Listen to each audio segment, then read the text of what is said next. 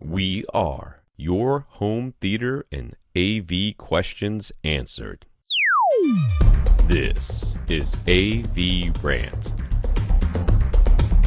Want your home theater or AV question answered by Tom and Rob? Send it to question@avrant.com.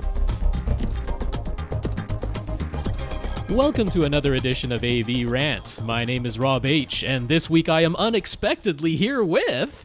Lee Overstreet.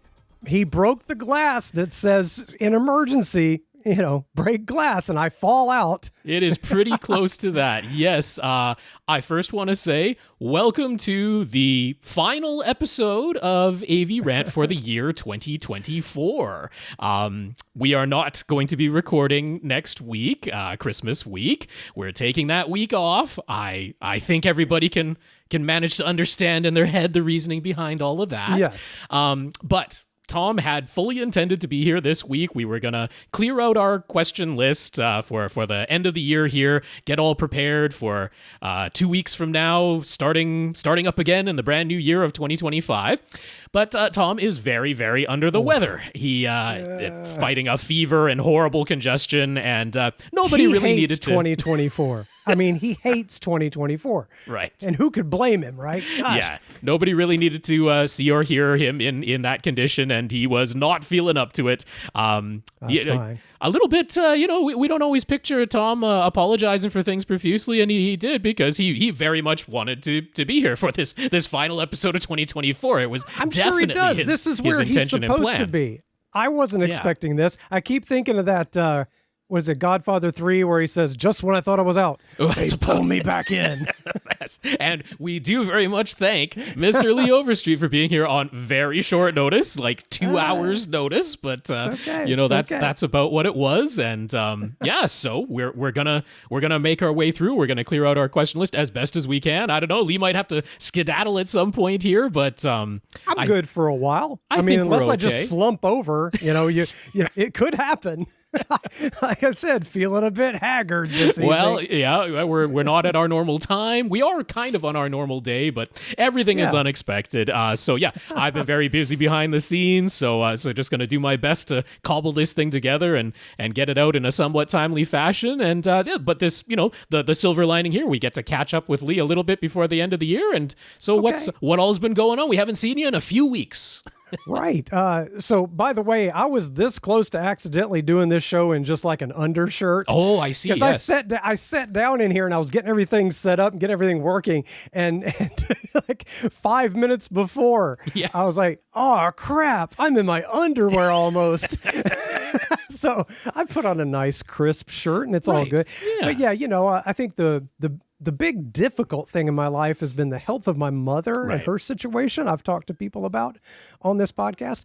And, she's doing better. There's some pain in her feet, and that's not great. Nope. But bless her, she has got a resilient personality, and she's hanging in there. She's getting a little spoiled because me and my pseudo sister Heidi keep bringing her good food. Okay. You know what I mean? And so she'll text me and be like, I'm getting hungry. Ah, yes, I see. And I'm like, you got food in the fridge.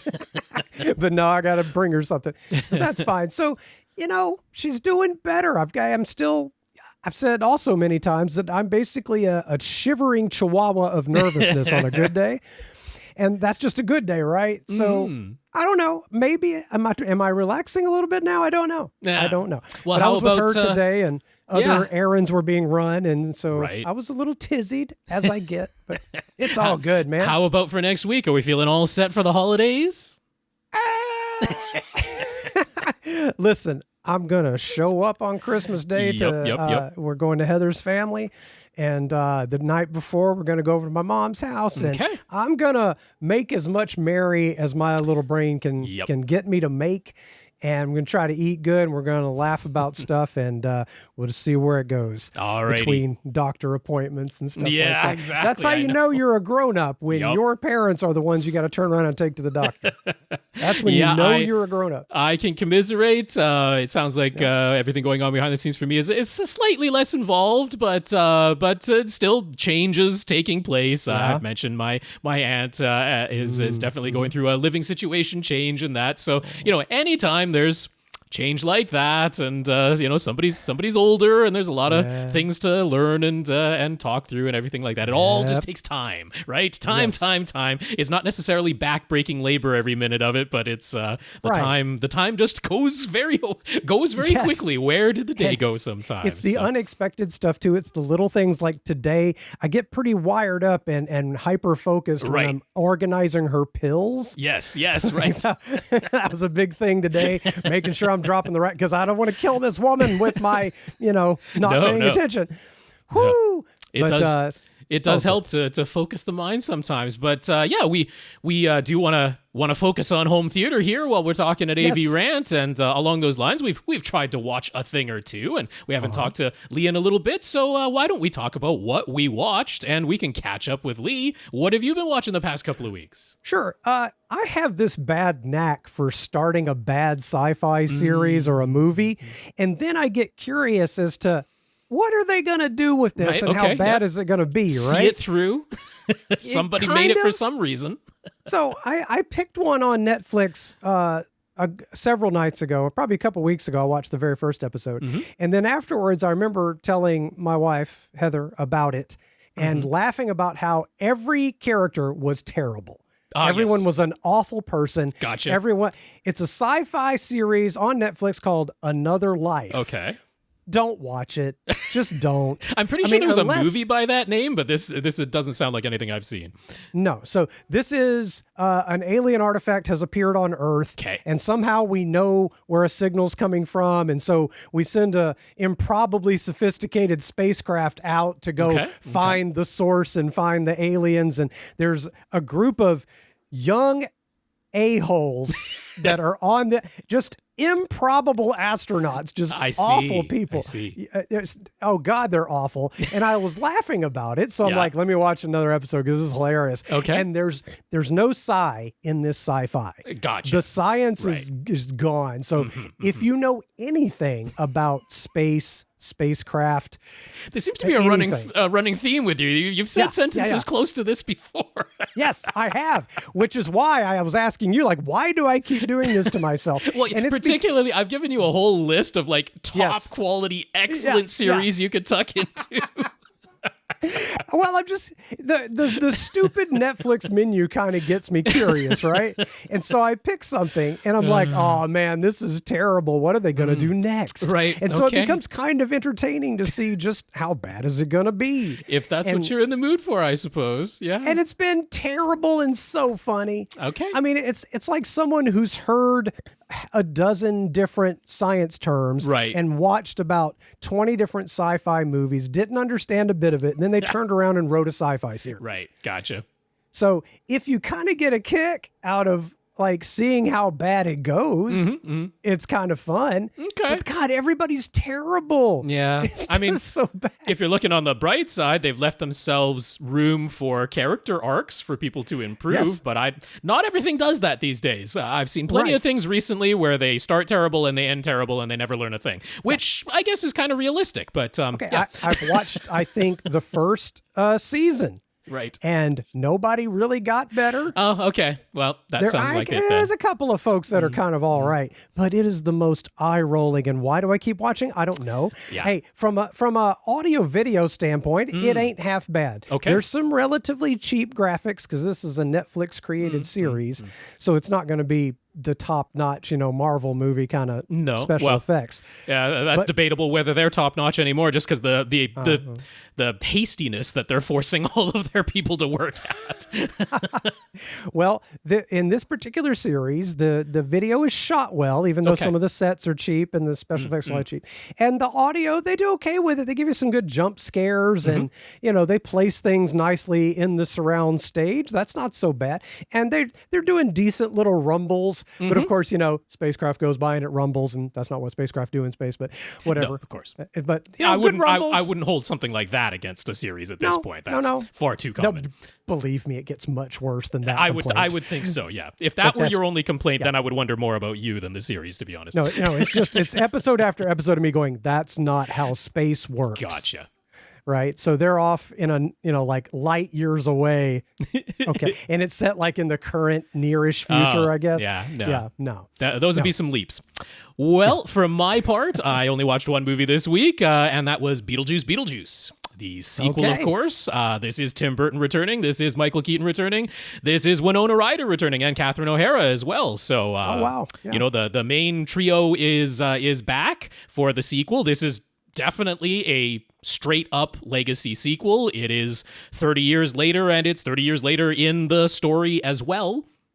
And to be honest, that's kind of maybe my main criticism of this movie, is that we're picking up 30 years later, and for the entire first half of this movie, I'm just feeling like we're trying to piece together what has happened in the past 30 years, because they don't resort to the exposition dump, which I can appreciate. But at the same time, since the movie really only gets going about halfway through, that's when it actually starts feeling like, oh, I'm finally watching Beetlejuice. It's like halfway through this movie. I'm like, I maybe wouldn't have minded a expedient exposition dump to just, let's catch us up. Here's where we are. Here's the situation, and let's get going. It felt like they really took their time, and yet I didn't particularly feel like I knew the new status of the characters all that well, despite having spent half the movie just watching them. So I feel like there were maybe a few script problems in here. It felt like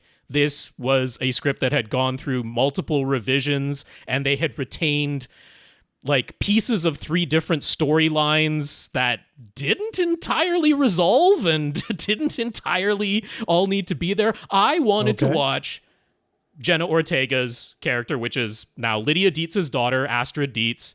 I thought that naturally the movie would be about her, a sort of passing of the torch, the next generation, that Lydia's daughter is going to come into contact with Michael Keaton's Beetlejuice, and there'd be some kind of twist on the original story. And I mean, I guess to their credit, they tried not to do just that, which is the utterly expected thing to do. But instead we ended up with, like I say, kind of 3 separate storylines that for maybe about 30 seconds intersected at the end, and then it was just kind of done. Like it didn't really feel like a satisfying conclusion. It just kind of ended. Just an awkward ta-da at the end. Yeah, it was, you know, like there's supposed to be like a bigger, badder villain than Beetlejuice, that he's kind of running away from for, well, half the movie, because that's when the movie starts, is halfway in. And then we just kind of forget about that new big bad until the final 30 seconds, and then they're quickly defeated, and that's that. It was okay. I don't feel like we needed a backstory to Beetlejuice, but they gave us one, and at least it wasn't bad. They did something kind of creative with the backstory, but anytime you get a backstory to a kind of demonic, ghostly, super-powered figure, I always feel like that kind of undercuts their power a little bit, to go into the backstory thing of it. But I feel like they did a pretty good job with that. Now, just on a technical level, I mean, look, of course, Tim Burton knows how to shoot a movie, but I really felt like this sequel, Beetlejuice, needed to be shot on film, because all of the sets, all of the practical effects, and they stuck to a lot of practical effects. They did use computer-generated effects where it clearly made sense. They didn't do the stop-motion effects like they did in the original, which I kind of wish they had, but they did computer-generated effects that they tried to sort of simulate the stop-motion, but make it look a little bit smoother than the stop-motion, and always does that thing. It's like, hey, either do one or the other, right? There's wholly commit to it looking like stop-motion, or wholly commit to it looking like CGI. Don't try to make it look like better stop-motion, because that never looks quite right. But putting that first aside, movie did have an extremely specific look to it. I remember in recent years going back and watching it again in like 4K. And nobody's going to be like, oh, that looks utterly photorealistic. No. But because it was so consistent within the movie itself, you're able to just suspend your disbelief. And it's like it's taking place in the afterlife and superpowered things. Like, why shouldn't it look strange? But the reason I really think this needed to be shot on film was, the sets looked like behind the scenes footage of the original movie, because it was all so digital and clean, and there was no film grain, and there was no artifice to it, and it was just like, that is just a set in a warehouse. Like, it looks like a set in a warehouse because it's so clear on the screen that it's a set in a warehouse. And it's like, we kind of needed to, like, we need that little bit of fuzz over it to kind of smooth the edges and make it not look like I'm just looking at a movie set. So I found that kind of interesting, right? That it's, the modern technology was kind of hurting it that way. Also, I felt like, I don't know if Tim Burton is just kind of maybe not quite as high energy as he used to be back when he shot the original Beetlejuice, because it was all just kind of shot in square 90-degree framing, stuff in the middle of the screen. It wasn't particularly interesting, the shot composition. And I thought the shot composition in the original Beetlejuice, he had all kind of Dutch angles, and the camera was kind of peeking out from a corner in many shots and that type of thing. And it's like, there's kind of none of that. It was all just straight on 90-degree angle setup shots, everything just kind of on a tripod, looking kind of scenes. I think it's kind of boring shot composition, to be honest. So I can't say I was over the moon about it, but as a sequel to the original Beetlejuice, like, this is definitely 100% saying that the cartoon version of Beetlejuice is not canon whatsoever. There is no indication of any of the adventures that Lydia and Beetlejuice had in the cartoon. That clearly did not take place in the movie universe. And I mean, what they did with Lydia's character, I'm not sure I entirely loved it. We kind of left her in what seemed like a pretty good place at the end of the original Beetlejuice. She was kind of coming to terms. She wasn't feeling, suicidal anymore. She was like feeling like she kind of had a connection because she had met these, afterlife people that she could communicate with now. And it's like, they hold on to the plot points of that, but they, kind of make her a much sadder character than I thought she was going to be after the kind of uplifting end of the original Beetlejuice, which again makes sense. Like I say, it gives this character arcs a place to go. But it was all just kind of, nothing was exactly what I expected or wanted. That doesn't make it bad, because it's not on them to make what I was expecting or wanting. But I just kind of felt like, okay, it's okay. Okay, all right, that's fair. Yeah. So I don't want solid okay. That was Rob. it. Yeah, for sure. So I don't want to take up any more of our time. We got oodles of questions to get through, and I want to do our best to try and get through all of them before the end of the year here. So I'm going to start the podcast right off by saying this is AVRant. It is your home theater and AV questions answered. And if you want your questions answered, all you have to do is email them to us. Our email address is question@avrant.com. That is by far the best way to reach us. It is a first in, first out system as far as answering questions at question@avrant.com. Now, you can come to our website, which is, of course, avrant.com. You can see all of our show notes there. We have links to any of the products or articles that we're referencing. There are links to our Flickr albums where you can see the images that we might be talking about during the podcast. And our whole list of previous episodes is there. You can go back hundreds and hundreds and hundreds of episodes, if you'd like to, on avrant.com. If you want to see us recording this podcast, it's just a couple of heads talking over on YouTube. So our webpage there is youtube.com/AVRant. If we do mention images and that in real time, they'll show up on the screen in YouTube. So sometimes people prefer that because you can see what we're talking about as we're talking about it. I think our facial expressions add a lot. Don't you? Sure. Why not? It's that nonverbal communication. It's gotta help. Yeah. And you can reach us in some other ways. We are on Facebook, facebook.com/AVRant podcast. And you can reach us individually via email. I'm rob@avrant.com. Tom is tom@avrant.com. And Lee is lee@avrant.com. We're kind of around on socials, but not that much anymore. So I'm not even going to bother mentioning it. Social media has fragmented too much now. Yeah. It's impossible to give you like one name to go look for on everything for me. I never thought ahead to do that, as just a person. Well, and it kind of used to be you would kind of create different personas on different services, and now they want to federate it all, and whatever. We're not going to talk about that. That's boring and dull, and I really don't care about it. So what I do care about is thanking our listeners of the week. Listeners of the week are people who have supported this podcast in some way, and so we want to give them thanks every single week for doing just that. Now, over on our website, avrant.com, if you go over to the right-hand side, you'll see a link that says Support AVRant. It'll take you to PayPal, where you can make a one-time PayPal PayPal donation. You can also sign up to make an automatic recurring donation via PayPal if you want to, and you do not have to have a PayPal account. You can, yes, Lee wants you to watch the YouTube version. You can just use a credit card if you want to. Yes. That's right. Now, I don't know if anyone donated to PayPal this week because Tom intended to be here this week and he didn't fill out the list if anybody did send in a PayPal donation. So if we missed you, that is not intentional. It was not the plan, and we will certainly thank you in the first episode of 2025 when we return. Yes. But I do have names and numbers that I can thank over at patreon.com/AVRant podcast. Patreon is the place you can go to sign up to make a very easy automatic monthly donation, minimum of $1 a month. And if you want to fall asleep on the zero key and then hit enter to confirm, we won't stop you, and neither will Patreon. So yeah, we have 133 patrons holding strong over there, patreon.com/AVRant podcast. And Daniel let us know that he is one of those longtime patrons. So thank you all so much for your financial support. We super duper appreciate it. Yeah, so if you are not supporting us by just straight up giving us money in some way, we still want to thank you for supporting the podcast, however you choose to do that. So Brandon, he offered a Denon S760H receiver to Tom, but after Tom made it clear he would not have any use for it himself since he already has 2 other AV receivers. Okay. Tom did say he could give it to someone else who's in need, but Brandon decided to find someone local to him who could use it instead. But he didn't want to leave us out, so he sent Amazon gift cards. Which never showed up in my email address, so I'll just mention that out to Brandon. I'm not sure. I don't know exactly what's going on there, if that was an intention or saying that it already happened. Lee Lee at avrant.com. Just real quick. Yeah. Not necessarily he was leaving you out though there, Lee, because like I say, I didn't get one, and I'm a pretty regular host around these parts, so I'm not. Yeah, I've noticed you're here often. But thank you, Brandon, regardless, because it was a very generous offer of him, no matter what. Also want to thank Dan. He was super happy to know how much Tom liked the wooden cheese board that he included as a little surprise when he sent along his NAD receiver. That wooden cheese board has our AVRant logo burned right into it, and so he figured I shouldn't be left out, and he offered to send a little something to me as well.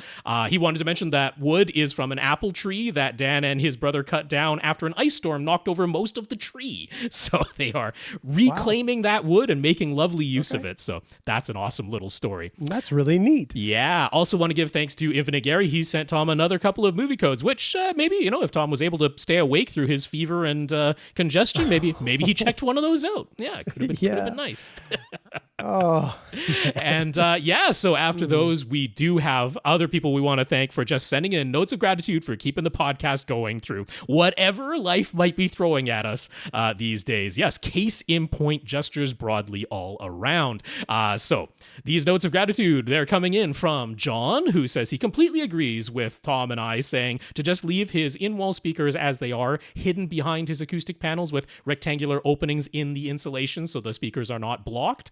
He isn't having any audible problems at any of his seats, but he just needed to hear somebody say it wasn't something he needs to fix, since, people on the internet were saying otherwise. God, the internet people. That's right. Thank you to us, and thank you, John, for saying that. Trevor confirmed that he listens all the way to the end. He did so at the end of episode number 945. Little secret there, hint, hint. He's like, does he win something, or is he just part of the 2 Hour Plus Club now? You are just part of the 2 Hour Plus Club now, Trevor. That's a pretty good prize. That is a good club. Not a lot of folks go 2 hours.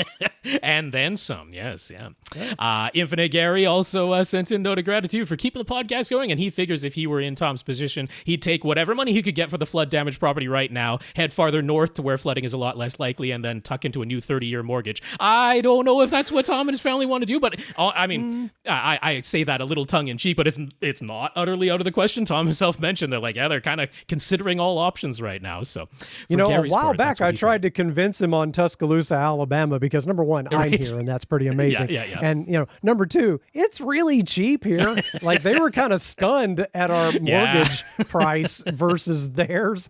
And so, there are advantages, even if you don't like football. Could be. There was a note of gratitude from Brandon and another one from Jeremy. He claims he's a 2 Hour Plus Club member, but he couldn't remember our previous secret words, and he didn't prove it with our most recent secret. So we're taking you at your word, Jeremy, but one of these days we might ask for some proof. Anyway, that's a little sus. So he enjoyed having Lee on the show while Tom was forced to be away before. Yay. He's glad things have improved enough for Tom to return to the podcast, but not this week. He's been forced to be away again. So we know there's one person listening who enjoys you being here, Lee. That's very nice to hear. Yes. I got a fan. We have even more notes of gratitude. We've got Mark. He congratulated me on my not so mystery at this point purchase. Julian also congratulated me, and he figured that I can send Tom even more redundant home theater gear as a result. That's really not happening for a multitude of reasons, but that's a good idea, Julian. Joe Klusnick, our sometimes guest co-host, also wrote in. He's saying congrats to Tom's son on becoming an Eagle Scout. All three of Joe's sons are Eagle Scouts too, so he knows what a major milestone that is, and that is pretty darn cool. Me too. I was a Boy Scout for a hot second back in the day, and I got up to like Tenderfoot and then like whatever was after that. And then I looked ahead at all the stuff you had to do to be an Eagle Scout, and I was like, well, there you go. That's what I mean. It is a commitment, and it is like dedication to actually go through and achieve that rank. So yes, definitely congratulations. We're sticking with Joe here on a different topic. He's got 2 pairs of the Sonance Mag 6 in-ceiling speakers, and they're just sitting in boxes in his garage, waiting to be used one day. So if I still decide to buy some and just keep them in storage, he and I can be storage buddies. And Tom can be wrong about that. Is that a thing now? I guess so. Joe still has one more comment in this section here. He's also fully confirmed as a 2-hour plus club member, but he also has the distinction of maybe being the only pre-1 minute club member because he knew my secret purchase before anybody else. So yes, exclusive club membership there for Joe Klusnick. That's still not the end of this list. We've got Daniel, Henry, and Curtis, and Will as well. He says he's been listening for almost 10 years now. He's heard every episode at this point, and he says he likes what we do our best to follow science and facts while attempting to find the most economical solutions as well. So thank you all so much. I think that deserves going through those names one more time. That was John, Trevor, Infinite Gary, Brandon, Jeremy, Mark, Julian, Joe, Daniel, Henry, Curtis, and Will. Thank you all so much for those notes of gratitude and encouragement because we really appreciate them. And we want to give a big thank you to everybody who continues to listen and send in their questions. And with that, I've talked enough for a little bit. You can tuck into some news. Yeah. Let's do some news. This one it's kind of surprising. LG has officially discontinued all of their Blu-ray and Ultra HD Blu-ray players. In a statement to Flat Panels HD, LG Korea left the door open to a return to the optical disc market if demand picks up in the future, which it won't. But for now, whatever inventory remains at retailers is all that's left of LG Blu-ray disc players, and they haven't introduced any new models since 2018, so it's an aging product lineup for sure. So that... I mean, it's like sad to hear, but it also is not surprising because I can't say I'm shocked by it. If you just kind of do the dollars and cents accounting of it, it's like, I can see how they reached that conclusion. It's not like, oh, that's completely out of left field. I mean, we were kind of taken aback when Oppo exited the market all those years ago. But for LG to be doing it at this point, I mean, I'm a little bit sad about it, but not who do we have now? Sony, Panasonic. Those are the major brands. And then we've got sort of like some of the brands that kind of took over for Oppo. There's, like Revon and Magnetar. They have like, $1,000 plus Ultra HD Blu-ray player models that are kind of taking that... like the UDP 205 platform, the higher end Oppo platform, and they're kind of running with that. So that'll probably continue on because they're going after a different market segment. But as far as mass market brands, it's kind of Sony, Panasonic, and that's about it. Now, I think there are some like of the discount sort of brands that are still throwing players out there, but not super recognizable stuff.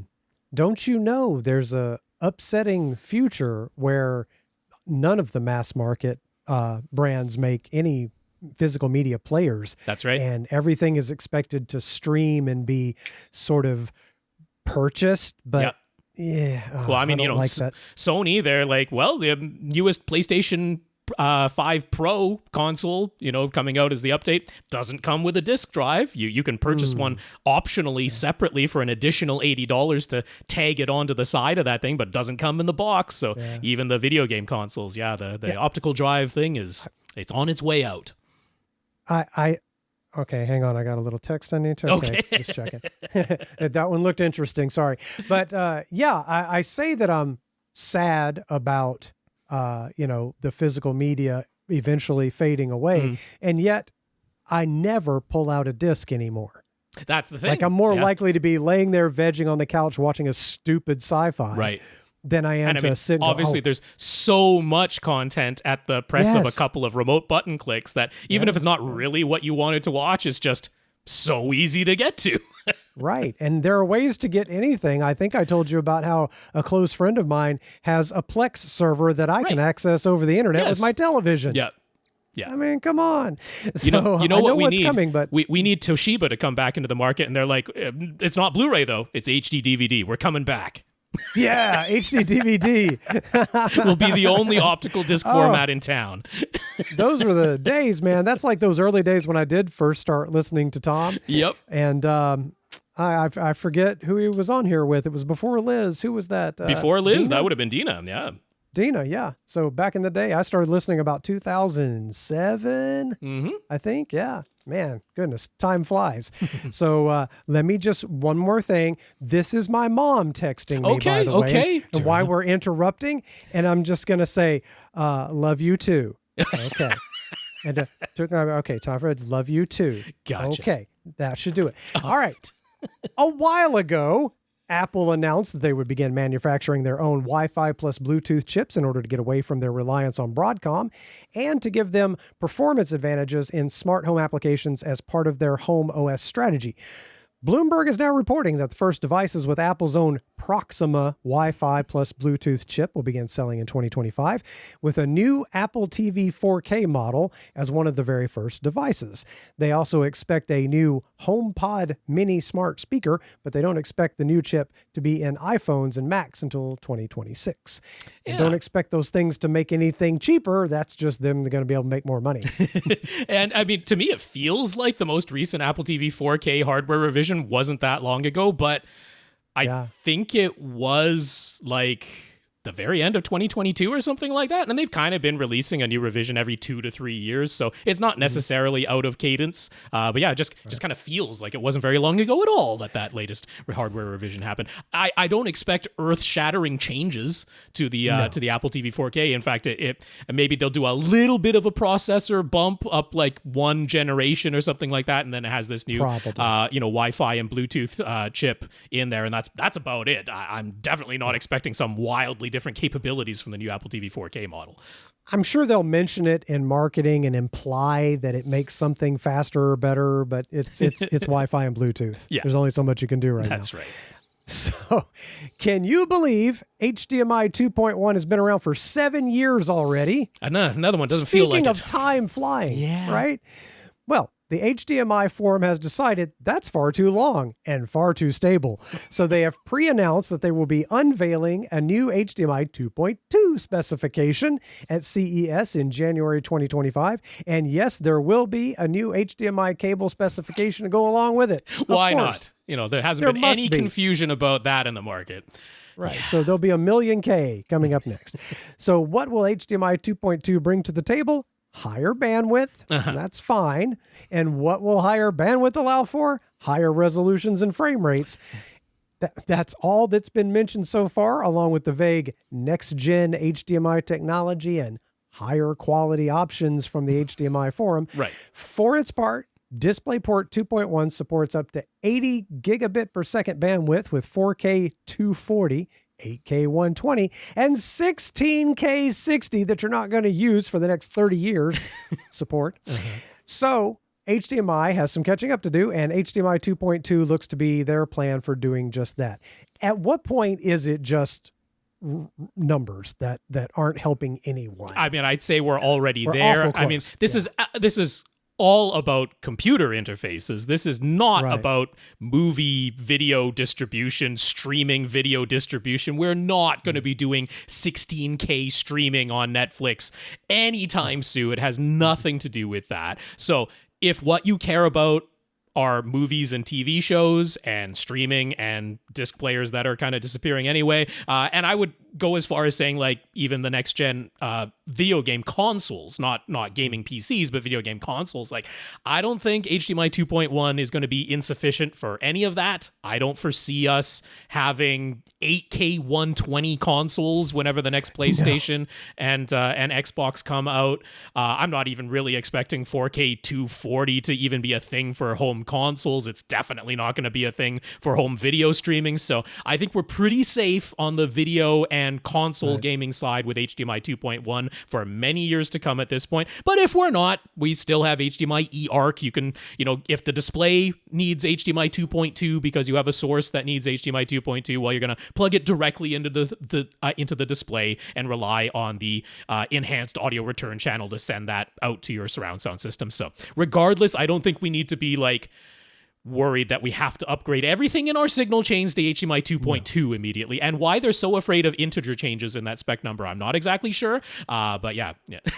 What's it going to take? HDMI 3 going to be? What would that need to be? I don't know. But yeah, like I can imagine some of these crazy resolutions in the future. If you were gaming with like a 180 degree wraparound or 360 where you can move your head around to see, and of course, with goggles on. In PC setups, like multi-monitored mini setups, monitors, right? Yes. And so instead of having to have like 4 separate HDMI or DisplayPort cables, one going to each display in a 2x2 grid of displays, you can have one that's either daisy chained or a breakout box or something like that. But that type of idea, that's where you could conceivably get to the 16K resolution type of situation. Like I say, it's all about computer setups. It's not about movies and TV shows and console gaming.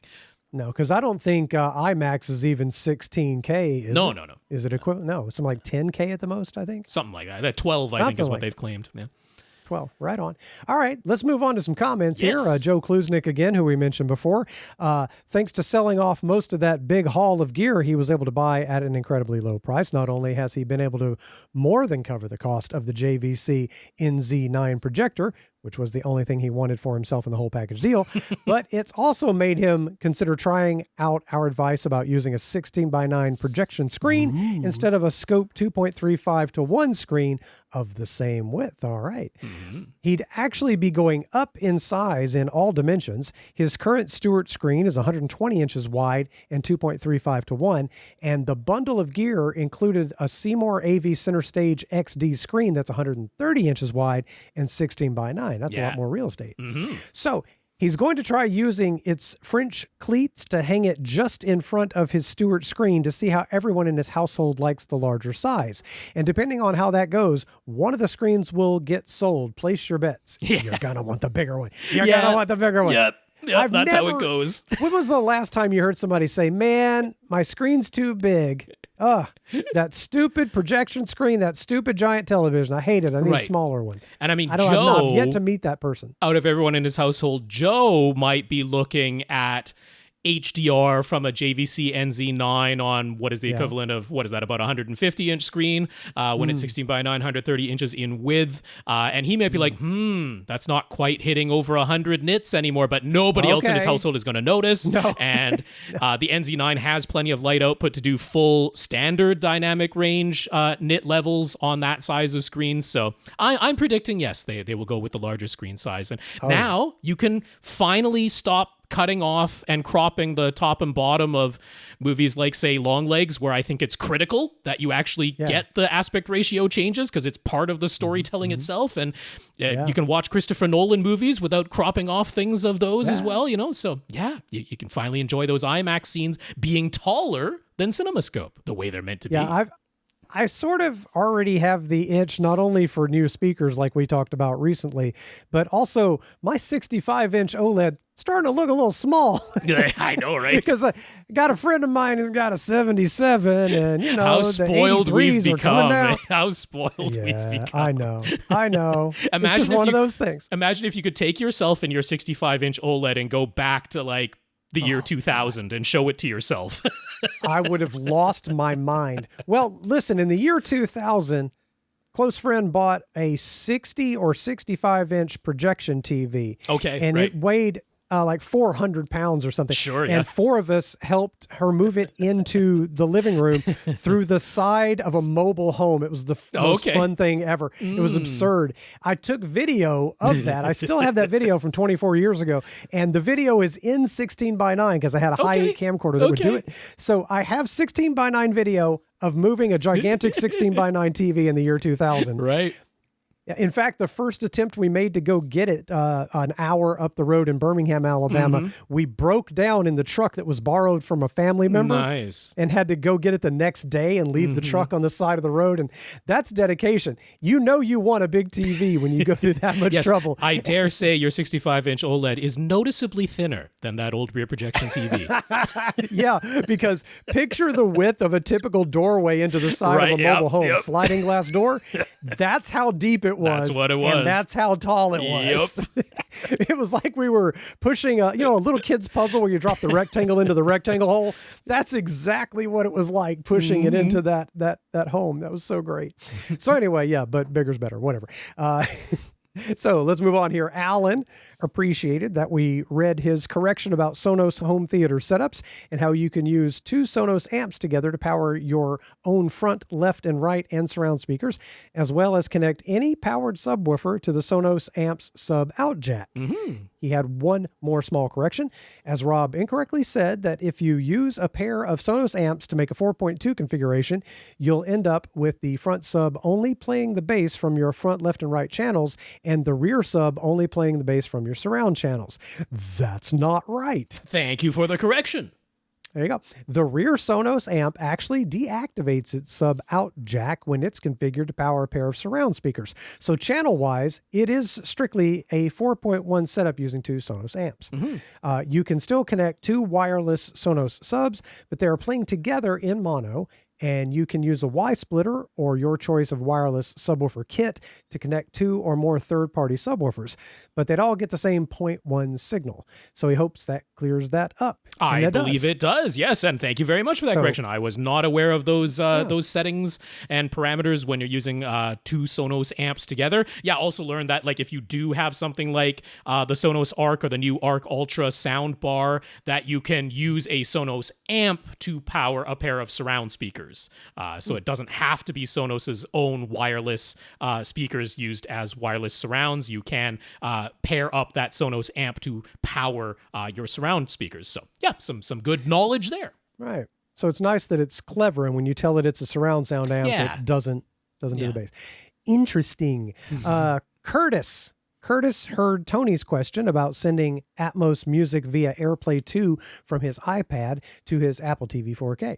We said how it is technically supposed to be possible, but we didn't know why Tony has been unable to ever get it working. Well, you first want to select your desired song on your iPad so that the now playing screen is what you're looking at. Now tap the AirPlay icon at the bottom, but do not select your Apple TV 4K device from the list that appears. Instead, tap Control Other Speakers and TVs, and then select your Apple TV 4K from that list. Yeah. Now, any music you select on your iPad will play from the Apple TV 4K. And if an Atmos music version is available for that song, that's what will play. Very intuitive. But way to go, Apple. There's an annoying control issue. Not surprising. There's an annoying control issue when you do things this way. If you leave Apple Music playing in the background and you open a different app on your iPad, when you go back to Apple Music on your iPad to select a different song, you might have to go through the whole AirPlay, control other speakers and TVs, choose your Apple TV 4K device set of taps again. He's often had the new song start playing only out of the iPad's speakers after he's been using a different app on his iPad, and then returned to the Apple Music app to change songs. So it definitely isn't perfect. But that's how you can use your iPad to control things, but have Atmos music coming out of your Apple TV 4K via AirPlay to control.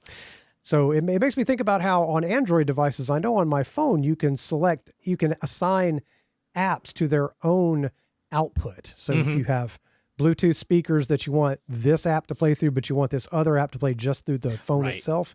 So I know I assume I haven't had an occasion to do it, but I bet you could do it on an Android tablet.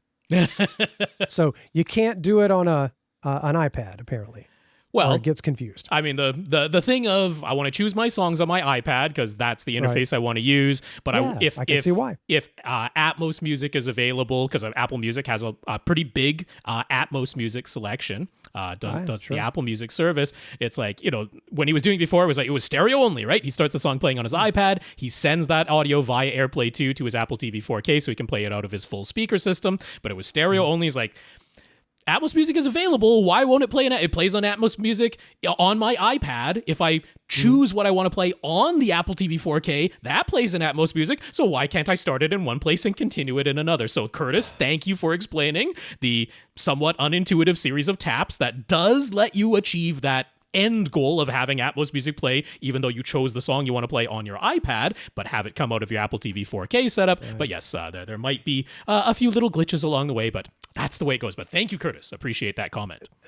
That kind of integration is the thing I think manufacturers need to work on and sell rather than ever increasing numbers of channels and bit rates and stuff like that. Because what I would love more than anything is to be able to wander through the house and whether I pick up my phone or my tablet or wherever I am, it just kind of knows what I'm wanting to watch and do. Right. And it will throw it on the nearest thing. Yep. We want the intuitive, kitchen, it throws it on those intuitive smart home. Yes. The conscientious smart home. But yeah. So if I'm going to be tracked by everything anyway, at least make it useful right. and put the music or video on the nearest thing to me. But then why would that convince you to buy more things? And that's the problem with that strategy. I know. Okay. Will also wanted to try to help out Tony this time. Did I just read that? Nope. This is a new comment, and we are helping out Tony again. Yeah. I told you I might be a little raggedy. No. It is confusing. Will also wanted to try to help out Tony this time regarding how his Apple TV 4K always puts itself into standby unless he leaves his Samsung TV on the whole time while he's listening to music. So you've got Apple and Samsung combo there. So Will wondered, what if Tony were to connect a second small, cheap display to the second HDMI output from his AV receiver?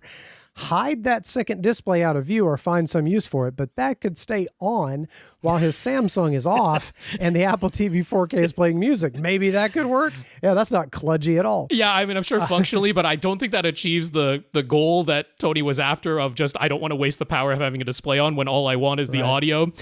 Plus, you'd want to make sure that second display has all the same capabilities and will be sending the same EDID information as the Samsung TV. Ooh. Otherwise, you're going to run into one of these displays does 4K at 120 hertz with Dolby Vision, or obviously not Dolby Vision in the case of a Samsung, but 4K at 120 hertz with HDR, and the other one doesn't, and it's lowest common denominator from that second HDMI output, and all kinds of issues. So good idea, Will, but I don't quite think Tony's going to go for that one, if I'm being honest.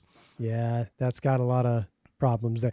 Will also had a thought about Adam's setup, in which his AV receiver lives in a bookcase to the left of his fireplace and TV. And Adam said his wife would prefer it if the receiver could go behind the doors at the bottom of the bookcase.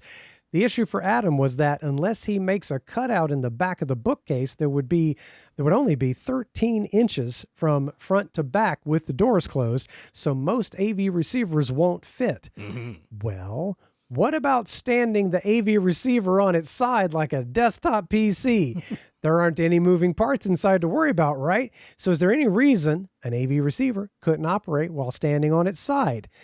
Now the height of the receiver could become its depth behind the bookcase doors. There would have to be sufficient height behind the bookcase doors, of course.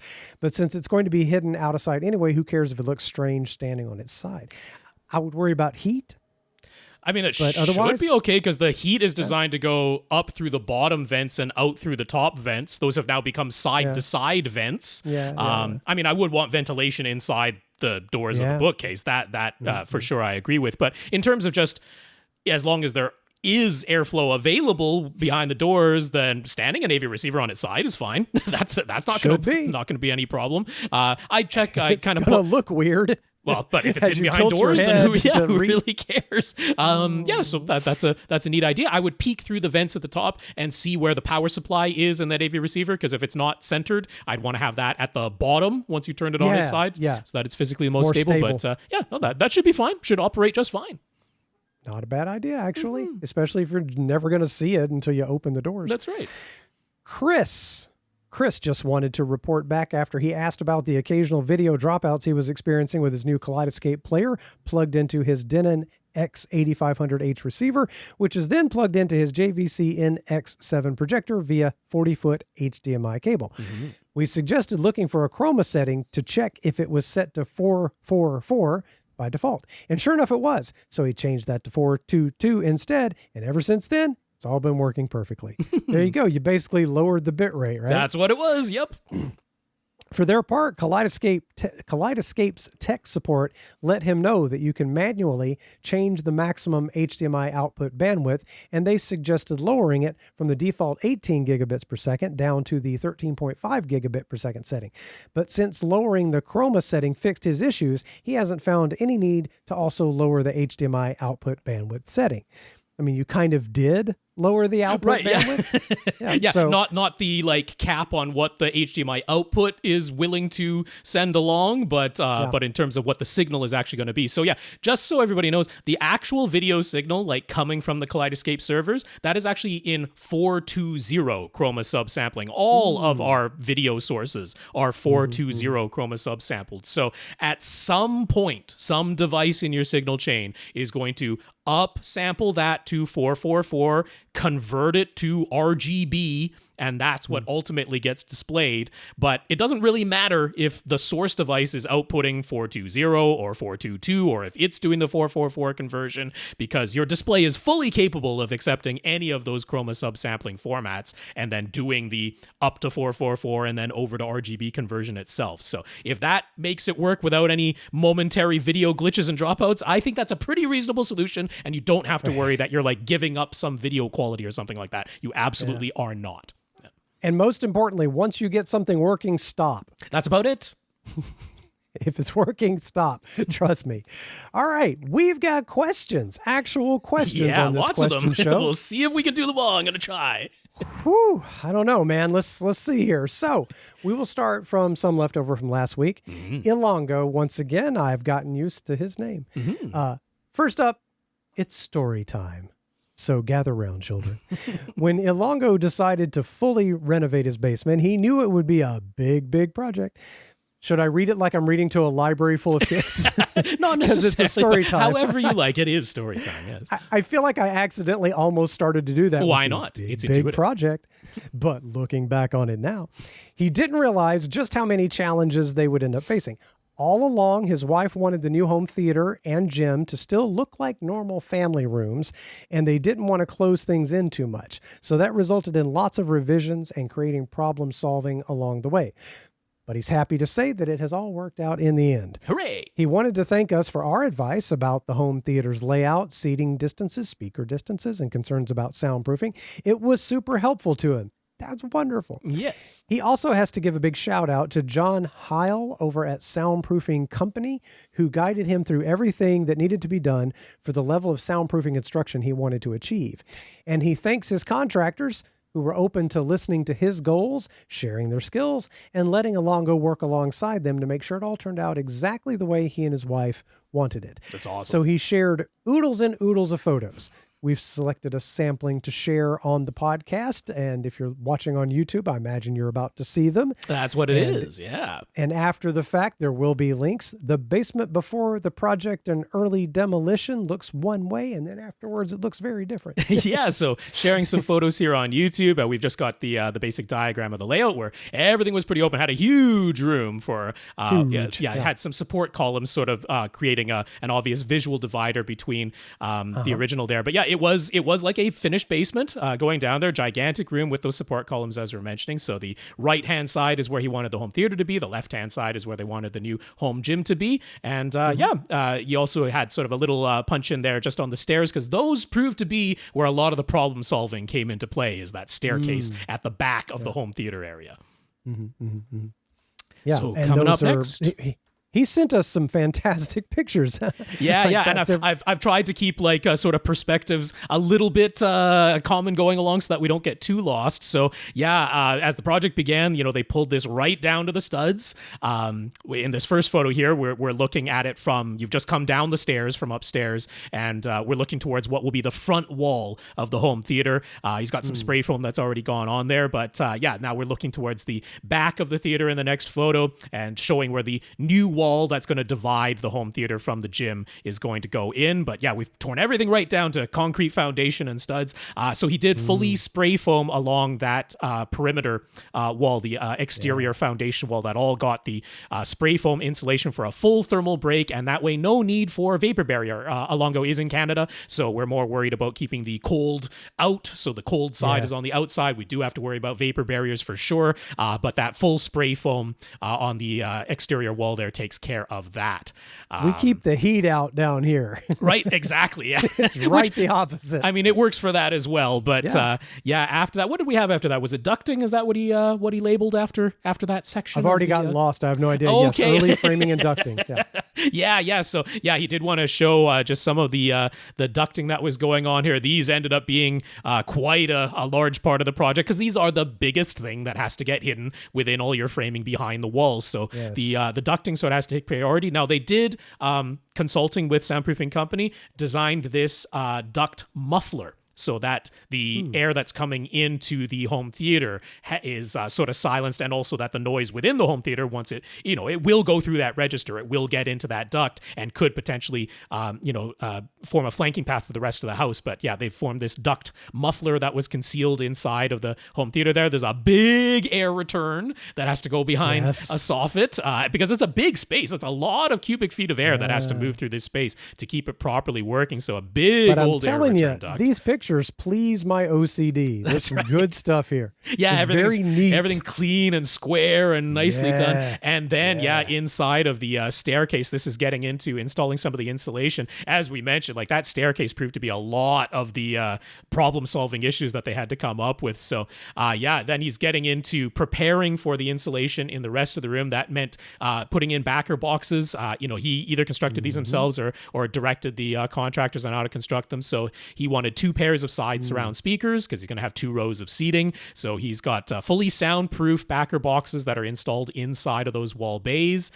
He also has backer boxes for like where all the outlets on the front wall are going to go, where all of the speaker binding post in wall runs are going to come to. So everything is really, really soundproofed, following those directions from Soundproofing Company. And even went so far as those backer boxes, they're not just screwed directly into the framing. They are using those ISO clip type of mounts, so that if there's any vibration going on inside of the backer box, it's not going to physically transmit those vibrations into the framing of the house. So this is the way to do soundproofing, right? It's lovely. I love this stuff. But you don't get to see it when it's all finished, right? So he constructed a whole bunch. I'm pretty sure he said he did these himself. These are the in-ceiling boxes that he's showing, a whole collection of them, because these were all for the in-ceiling lighting as well as for the in-ceiling speakers, going with 6 in-ceiling speakers inside the home theater, but lighting as well.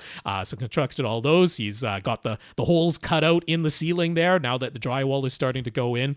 So some real fun there. Wanted to show before all the drywall went up, he did put the putty pads on the back of all the electrical boxes. I was about to ask, what is it that looks like he put chocolate around his outlets? Yeah, that's right. Yeah, no, that is sound deadening putty, so that if you won't have a flanking path from your electrical outlets, that deadens any sound that gets into or out of those electrical outlets, but also has the extenders on the front of those, because by code, your in-wall electrical boxes are supposed to extend right flush to the face of your drywall. And since he's doing double drywall, he put in those extensions on there to make sure that everything is up to code. Gotcha. So you can see a nice shot of the back of the putty as well that I'm showing on YouTube, or you can follow along in the Flickr album. Insulation, lots of insulation, but Soundproofing Company told him the exact same thing that we did. When we're talking about this is not for thermal purposes, this is for sound purposes. You get the cheapest, bulkiest, white stuff that they normally put above garages, and he put that everywhere, right? The thermal break is that... Yeah, the thermal break is that spray foam on the foundation. Took care of the thermal break. This insulation is all about soundproofing. So, it's like you don't need to pay more. You don't have to pay for the, marketed as being for soundproofing purposes. It's like, no, it all functions the same. Soundproofing company assured of him of that as well. And then he took the step further of, he didn't do double studs fully separated that way, wanted to save the floor space and the ceiling height, but he did do these sound clips and hat channels as recommended by soundproofing company. So we've even got a close-up there. That's most of it, right? I remember you and Tom talking about that. That's if you most sort of the...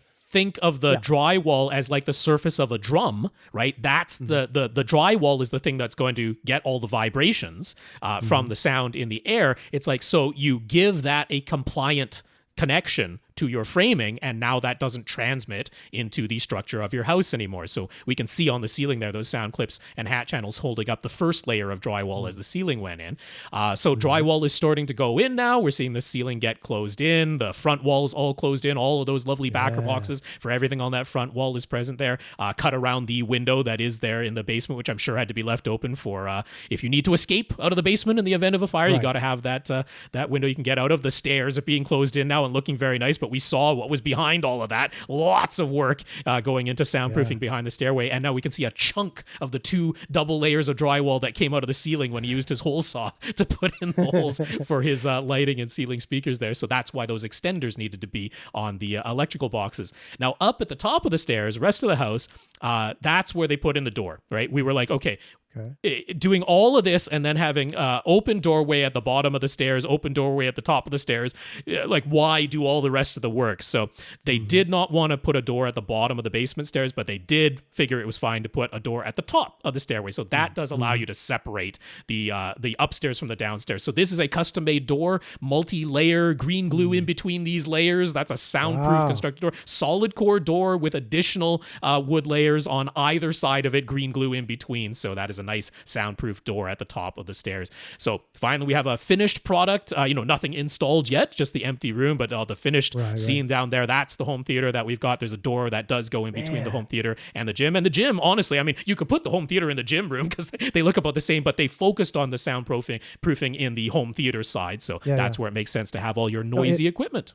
It looks so good, and it's so fun to see somebody take all of the kind of suggestions. That's right. I mean, just really optimize this. And it's so great much fun to look at took those photos, because if they ever do sell the house, they can show what's behind this lovely finish. Yes. Because you'd never know, right? You'd never, if you just walked into this room, you wouldn't know what extent they went to soundproof what's going on in here. So you that's would know that it was very quiet and cozy down there.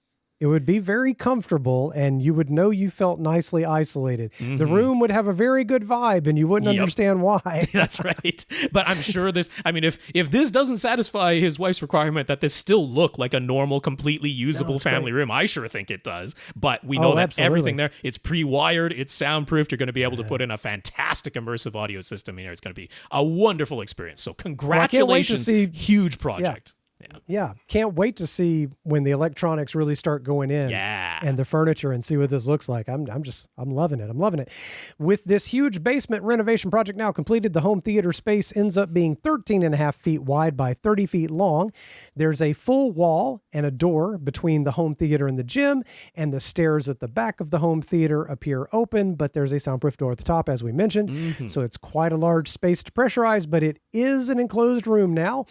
While his kids are still young, they're going to use the home theater as a playroom and family room. He won't completely fill out his 5.4.6 Atmos configuration and 100-inch TV screen setup until they're a little older. But to get to his one question for the week, since it was on sale, he went ahead and picked up a Denon X 3800H receiver. Like Rob, he isn't confident that highly capable but mass market priced receiver models are going to be around much longer. And with full HDMI 2.1 support and the option to run either Odyssey Multi-EQ-X or Direct, is there honestly much more we can expect to be added to 11-channel AV receivers in the future? There's always going to be something. Well, there's HDMI 2.2, isn't it? It immediately told us. There is a new HDMI spec coming, sure, But, at any given moment, you buy what you're actually going to use plus a little bit more. And so that's probably all he needs for now, and that was probably a great purchase.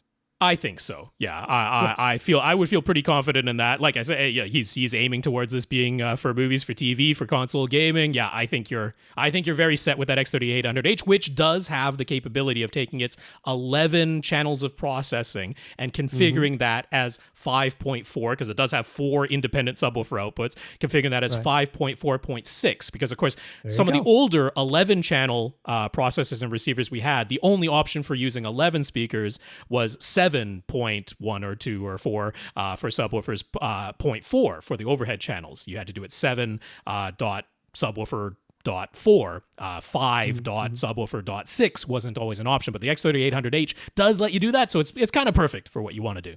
Right, yeah. He says he could still return it, or he could exchange it for a different model if we think there's something that fits his 5.4.6 configuration a lot better. But do we think the X3800H was the right choice for him, and now probably the best time to get it? You bet, man. Yeah, I think you've done good. You nailed it. I'd say, I don't know, he's talking about how I don't want to build this out until the kids are older, but... Man. And I mean, this is a large space. This is a situation where the built-in amplification power of the X3800H for, say, your front 3 channels might not be sufficient. Just mathematically speaking, you might be sitting far enough away in a room that's large enough that it really would make sense to have some external amplification with some more wattage on hand for, particularly your front 3 channels is the most likely. But that X3800H, full set of pre-outs, and it gives you the option of 1 by 1 turning off, fully disconnecting the built-in amps so that there's no wasted power, no wasted heat for those particular channels that are being powered externally. So it's ready to go for whatever you might want to throw at it. Exactly. All right, let's move on to Andrew.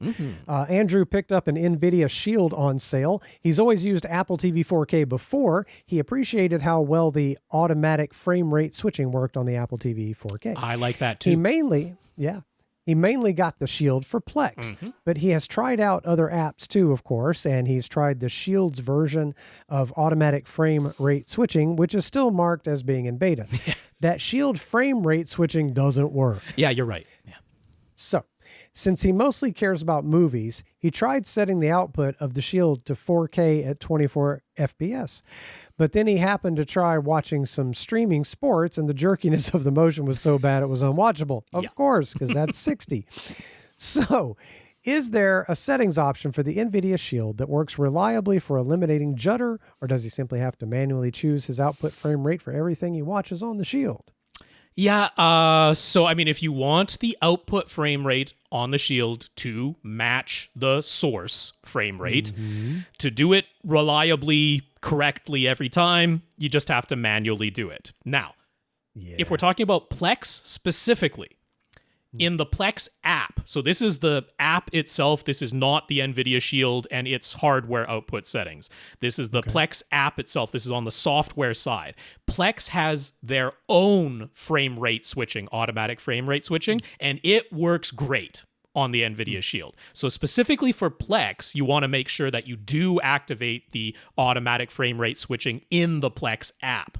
But as far as the Shield itself goes, like in its system settings, what is the default output I'm using? I recommend setting that to 4K 60 and leaving it there. That makes your menu navigation more reliable. If you do play any games on it, of course, you want the higher frame rate. For anything like watching sports or YouTube TV or anything like that, it's going to look a lot better there. And as far as eliminating the judder from stuff that was 24 frames per second, many displays will have a setting, like on LG's, it's called Real Cinema, where it can detect that it's getting a 60 hertz signal coming in, but it's able to detect that the original frame rate was 24, and it can do that. See the repeating frames. That's right. It can do that inverse telecine. It can do that reverse 3-2 pull down in the display, right? We're relying on the display to do that, and not every display does that properly, but many, many do. So to me, the best compromise, the best set it and forget it setting for the NVIDIA Shield is to just leave it at 4K 60 in terms of the output, and then activate whatever whatever that is. What is Sony calls there? I mean, most of them have like a cinema motion or real cinema or something along those lines as far as what the setting is called. And it's not like soap opera effect or anything like that. It really is just that inverse telecine processing. It's the opposite of soap opera effect. Yeah, that's right. To get you back to that judder free. Yeah. But I mean, what you're describing is why I have both an NVIDIA Shield and an Apple TV 4K, because the Shield is by far the best device to use for Plex. Just bar none, it's the best device for playing back Plex. There's no question about it. So if that's a priority for you, and it is for me, like that's why I have a Shield. For pretty much all my other streaming services, I use the Apple TV 4K because it does its own automatic frame rate switching, and it does it well, and the Shield doesn't. That's I've ended up on a 2-box solution. Gotcha. Finally, we've got some new questions. Yeah, that's right. After, an hour and something. Here we are finally to the point of the show. So new questions for this week. Trevor has a question, or a couple of questions. Trevor has read that if you take your normal subwoofer out cable, stick a Y-splitter on the end of it, and then plug both ends of the Y-splitter into the right and left RCA inputs of an SVS subwoofer. Doing that increases the signal gain in the subwoofer by 6 decibels. What is actually going on there? Does that mean the subwoofer gets louder across the entire frequency range? So, I mean, electronically, what we're talking about is you've now halved the impedance, which would boost the power by 2, but you're also feeding parallel signals, which also boost the power by 2. So that's where you get your 6 decibel increase just in gain. It's kind of like bridging an amplifier, where you end up with the 4 times power coming out, as long as the output transistors can handle that sort of thing, which is why not all audio amplifiers are bridgeable, but the ones that are, you get this 4 times wattage increase coming out of it, and it's because you've split it and paralleled it. So that's where you end up with the 6 dB. But when you split the signal originally, you lose 3 dB in the signal because you split it. Okay. So, yes, if you do the Y-splitter and you plug it into both the left and the right, if you just left everything else the same, it would give you like a 3 dB increase in output. It's a 6 dB increase in gain, but you also did a minus 3 dB on the signal itself, so you end up with a 3 dB gain in terms of output. So yeah, sometimes this is necessary in order to get that like auto signal sensing to work reliably. But these days, there's very few AV receivers or pre-pros that don't have the trim level necessary to give you enough signal strength to reach whatever output level you want. And your SVS has always recommended, like, they actually say, try to get the signal level towards the lower side and then use more of the amplifier, like turn up the volume on the amplifier that's built into the subwoofer. Like that's sort of their preferred approach. But if you're, whatever reason you're feeding it from some older device, the line out strength is very, very weak, then this can give you a little bit more gain inside there, and it'll help with that signal sensing. Right on. He's got a couple more subwoofer questions. He's got a Polk PSW120 subwoofer that needs its amplifier replaced. Is there a Dayton plate amp he could buy that would be appropriate? He's willing to modify the cabinet of the subwoofer if necessary. And I see we have a Dayton audio link here. Yeah, I mean, this is answering the question directly as it was written. You could use the plate amplifier. That's the SA100. That's just a 100-watt subwoofer plate amplifier. They sell it over at Parts Express for $130. You would need to physically modify the cabinet. It is not a perfect physical drop-in replacement for the original amplifier, but it does have appropriate wattage and output and all those types of things that it would function just fine. It's not worth doing. It's budget-wise, it's just not worth doing. For close to the same money, maybe a tiny bit more, you could get a subwoofer, just replace that Polk PSW 120. That would be almost exactly the same. So it's tough for me to genuinely recommend doing that. Like, it's not just that the cost isn't really the concern. It's like, it's all the extra effort putting into having to, like, it's a lot to router mess with out. When you're not that far from a new sub. I don't know if I'd mess with of like comparable quality. Of comparable quality. That's what we're talking about. But the thing is, sometimes people just they just want to do the project, or they just don't want to waste. They don't want to send it off to a landfill or anything like that. Fair enough. Yeah. So if that's the case, that Dayton Audio SA100 will function just fine. But yeah, you will need to do some work on the cabinet to make it physically fit. And he's asking for suggestions for a 2-channel amplifier with a subwoofer output and a remote. Yeah, so I mean, the one I would definitely point people to these days is the WIM amp. I'm a big fan of this thing. Now, it is $300, and that might be more than you truly want to spend.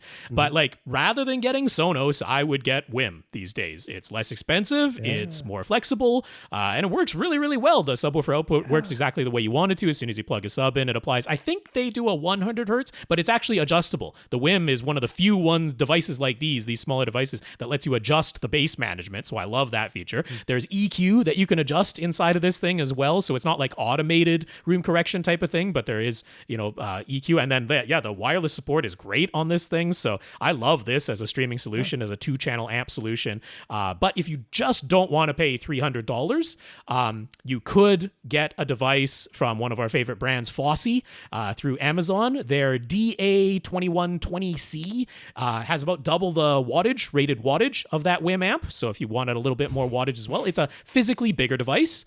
And yes, the comically large Bluetooth Wi-Fi antenna that they've shown in the image there, but it doesn't have to stick up. They just showed it there so you know that it comes in the box. But it comes with the remote, has the subwoofer output, has all of your typical inputs, but this is not like a wireless device. It does have Bluetooth, of course, but it's not like a whole house wireless streaming solution like the WIM amp is. But it's only $160 over at Amazon, that Fosse DA2120C, and has the features that you specifically asked for, so that might be a great solution too. Yeah, but the WIM looks like a cool, slick, modern Apple product, and then the other, that Fosse looks like a CB radio from the 80s. Yeah.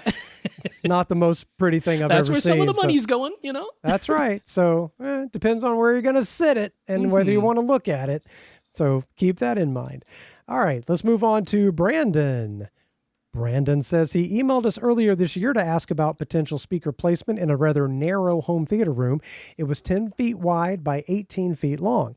And now he's at the point of having taken it all down to the studs. Yeah. All right, fun. He's got 3 Ascend CBM 170 SE speakers for his front, 3 for his left, center, and right, and 4 HTM 200 SE speakers for surrounds and surround backs. He's considering replacing the CBM 170 SEs with more HTM 200 SEs, though, so that he could easily wall mount them on the front wall and also take up less depth, since he's aiming for a false wall with an acoustically transparent screen. Cool. Yep. If he were to sit 12 feet from the screen and the screen were to take up the entire 10-foot width of the room, he'd have his preferred 45-degree field of view, and all 3 of his front speakers would obviously have to go behind the screen. So that would actually mean his front, left, and right speakers would be more like plus minus 20 degrees rather than the minimum plus minus 22.5 degrees that Dolby recommends. He plans to have his surround speakers slightly behind his seats at plus minus 100 degrees. So he's thinking that leaves a large gap between his front main speakers and his surrounds. Could it be that only front wide speakers can fill that gap?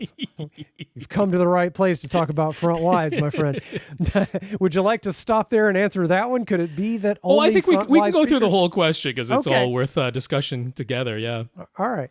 Does it make any sense at all to install front wide speakers in such a narrow room? And if front wides are not the answer, would we recommend changing his surround speakers to something that can be more diffuse, like, say, the SVS Ultra surrounds that can be run as either bipoles or dipoles or dual monopoles?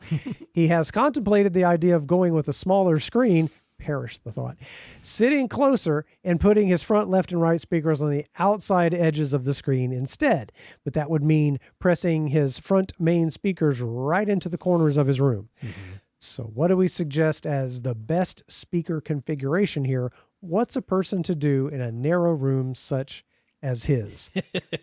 Yeah. My first instinct, I always like to throw out my first instinct and we see what Rob says, is in a narrow width like that, I want to make as much use of that width as I possibly can. Okay. I would My first thought would be like he's thinking, screen of the full width of that room, Pretty and much, yep. transparent screen, and put the speakers behind it, all the way out to the sides as best you can, maybe not crammed all the way to the edge.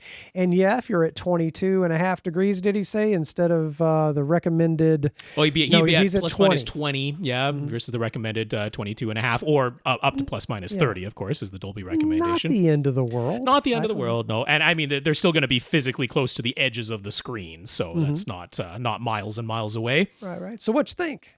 Yeah. Front wides make no sense to me. Where are they gonna? You gonna punch a hole into adjoining rooms? This is a case of kind of just going back to before front wides ever existed, going back to Floyd Toole's research on sidewall reflections. This is a case where you kind of don't want to absorb your first reflections on the side walls. That's what's going to allow, if there is a panning effect going from, say, your front left speaker that pans into your surround left speaker, we kind of rely on that first reflection off the side wall to fill in that gap, right? So, I mean, front wide speakers, all they're kind of doing is taking what happens acoustically with a sidewall reflection and putting an actual sound generating thing there, which can allow you some more control. You can choose to increase or decrease the trim level on that. You know, there's some flexibility that gives you. But given that it's going to be physically difficult to install front wide speakers, given that their positioning is going to be quite awkward with the setup that you're talking about, given that you'd have to buy a considerably more expensive receiver to make it happen, that is unnecessary from an output capability type, and given that this actually kind of simplifies things in that you just don't treat your sidewall first reflections, and that kind of solves the problem for you. I mean, I'm reading between the lines here a little bit, but it seems obvious that what he had envisioned all along was a wall-to-wall screen. And I don't want to take that away from you. There's no reason to take that away from you in this situation. I'm not worried about your front left and right speakers being behind your wall-to-wall acoustically transparent screen, and that means that they're slightly closer together than the Dolby diagrams. Because if you were strict about following the Dolby diagrams, you'd end up in a room that's 10 feet wide with like a 75-inch display. There's no other way to have the speakers quote unquote optimally positioned exactly according to the diagrams while still having a gap from the front left and right speakers to the side wall, you know, that is recommended. Like, you'd end up with a way smaller screen than what you'd envision all along. That's not fun. That's not what he wants. So I'm like, I think the solution here is less expensive, simpler to install, a less costly AV receiver is necessary, and you're still going to love the results. So just here's a case of don't treat your sidewall reflections, which is pretty easy. But I like your idea of having the wall-mounted, shallower depth front speakers and make that whole front wall a baffle wall. There's no reason not to, right? Insulation all around those wall-mounted front three speakers. It's all going to be hidden by your screen, your wall-to-wall screen. So you don't even have to like put a fancy fabric cover, just insulation over that entire front wall around those speakers. That insulation can be flush or just slightly recessed back from the front plane of the speakers themselves. That's going to give you nice reverberation control for the room overall. You're still going to want bass trapping, right? Still bass trap the heck out of your room. Maybe that means soffit traps around the perimeter of your ceiling, because that's probably about the only space that's available. But, you know, bass trap as much as you can in this room, baffle wall on the front wall, maybe some combo diffusion and as deep as you can panels on your back wall, so you get that nice effect there. And I think that's all you need to do. I don't think you need to buy new speakers other than maybe doing what you planned for the front three speakers. And wall-to-wall screen, set up your speakers on that front wall, don't treat the side wall first reflections, and I think you're A-okay. All right, let's move on to Ryan, because his question is 2 pages.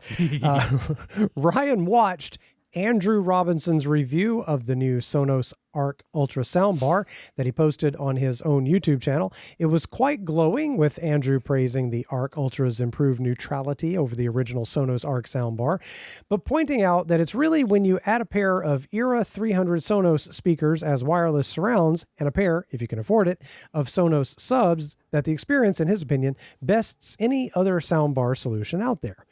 And if you take ease of setup and ease of use into consideration, he threw out a figure of $5,000 as the amount he figures he'd need to spend on a traditional home theater setup to be able to say that he'd definitely take that over the Sonos Arc Ultra plus Era 300 surrounds plus dual Sonos subs, which would cost $3,100 altogether. I'm suspicious. There were a few comments that Andrew made in his review that caught Ryan's attention in particular, and he wants to hear our opinions as he thinks these specific claims are pretty darn bold, and that makes him wonder if Andrew is gilding the lily a little bit. No. So, Ryan heard Andrew say that it would take something like the SVS Ultra Evolution Titans powered by a good receiver to even consider that setup over his Sonos setup. Really? The actual quote, "It would take a system anchored by something like the SVS Titans and the SB-17 subwoofer paired with a capable receiver for me to even consider a traditional home theater setup over something like the all Sonos system in 2024. Okay. So Andrew, we can do these sort of one at a time because these were quotes as we were going on. So I mean, here's the thing. I rather like Andrew Robinson. I think he's a very affable person. He does know his stuff. He's been all over the place. He's worked for a lot of companies, including Emotiva. He's been like a sort of a product evangelist in many cases, or he's done like setup tutorial videos and that, because he's like a videographer by trade, but he has a keen interest in home theater and everything. So he's tried to marry his interests together, and now he's got his YouTube channel, which is doing quite well for him. And so, yeah, he's taking the approach in his reviews of he'll throw in a measurement or two. He knows how to do speaker measurements. He knows how to do video measurements. He knows how to do calibration. He'll take a measurement or two and throw them in there, but as support for his subjective opinions. And he tries to take a pretty, like, let's just talk to regular people, you know, in all of this stuff, right? He is not aiming at the hardcore audiophiles. He is not doing that. He's not aiming at the hardcore videophiles where, you know, everything is about those calibration measurements. He's like, let's just try to talk to normal people. Let's make it approachable. You know, let's not make our room look like a dedicated bat cave where there's not a single light source. Like, you know, like, let's do our speaker setup in a way that not only makes sense audibly, but makes sense visually as well. Like, he's trying to take what I think is a pretty reasonable approach. I have no problem with a reviewer like picking a lane and going down it, right? You can't be a reviewer in this industry that is all things to all people. And so he's picked a lane, and I don't mind the lane that he's picked, right? You kind of got to go into it knowing that that's what he's doing. And I have my quibbles of, you know, if he talks about the sound signature of an AV receiver, I'm kind of like, okay, Andrew, like, you know, come off it a bit. There's no inherent sound signature to the AV receiver, but you know, he's doing the subjective, let's talk to the normal person. This is what they're expecting to hear. Like, he's aware of this. He knows a lot. And he's aware of like what his audience kind of wants to hear when he's talking about it. So there is some like, don't take everything he says completely literally, because because he's talking in like generalities, like casual speak, right? He's trying to speak casually about technical stuff, which is difficult to do. And I think he does a pretty darn good job of it. So he's like, look, if we take the whole like home theater segment in the year 2024, and it's like, so you can get this system for around $3,000, and it's smaller and it's wireless and it's easy to set up, and most people aren't listening at 105 decibels, you know, and they'd rather have the smaller visually appealing subwoofer. And it's like, so you take all of that into consideration, and it's like, so you set it all up. You take this $3,100 Sonos Arc Ultra 5.2 setup, which actually does like the virtualized height effects as well. You set it up in your room. It was pretty easy to do. There's an automatic. It uses the microphone built into your phone to set the distances and trim levels and does that automatically for you. He's like, you do all that.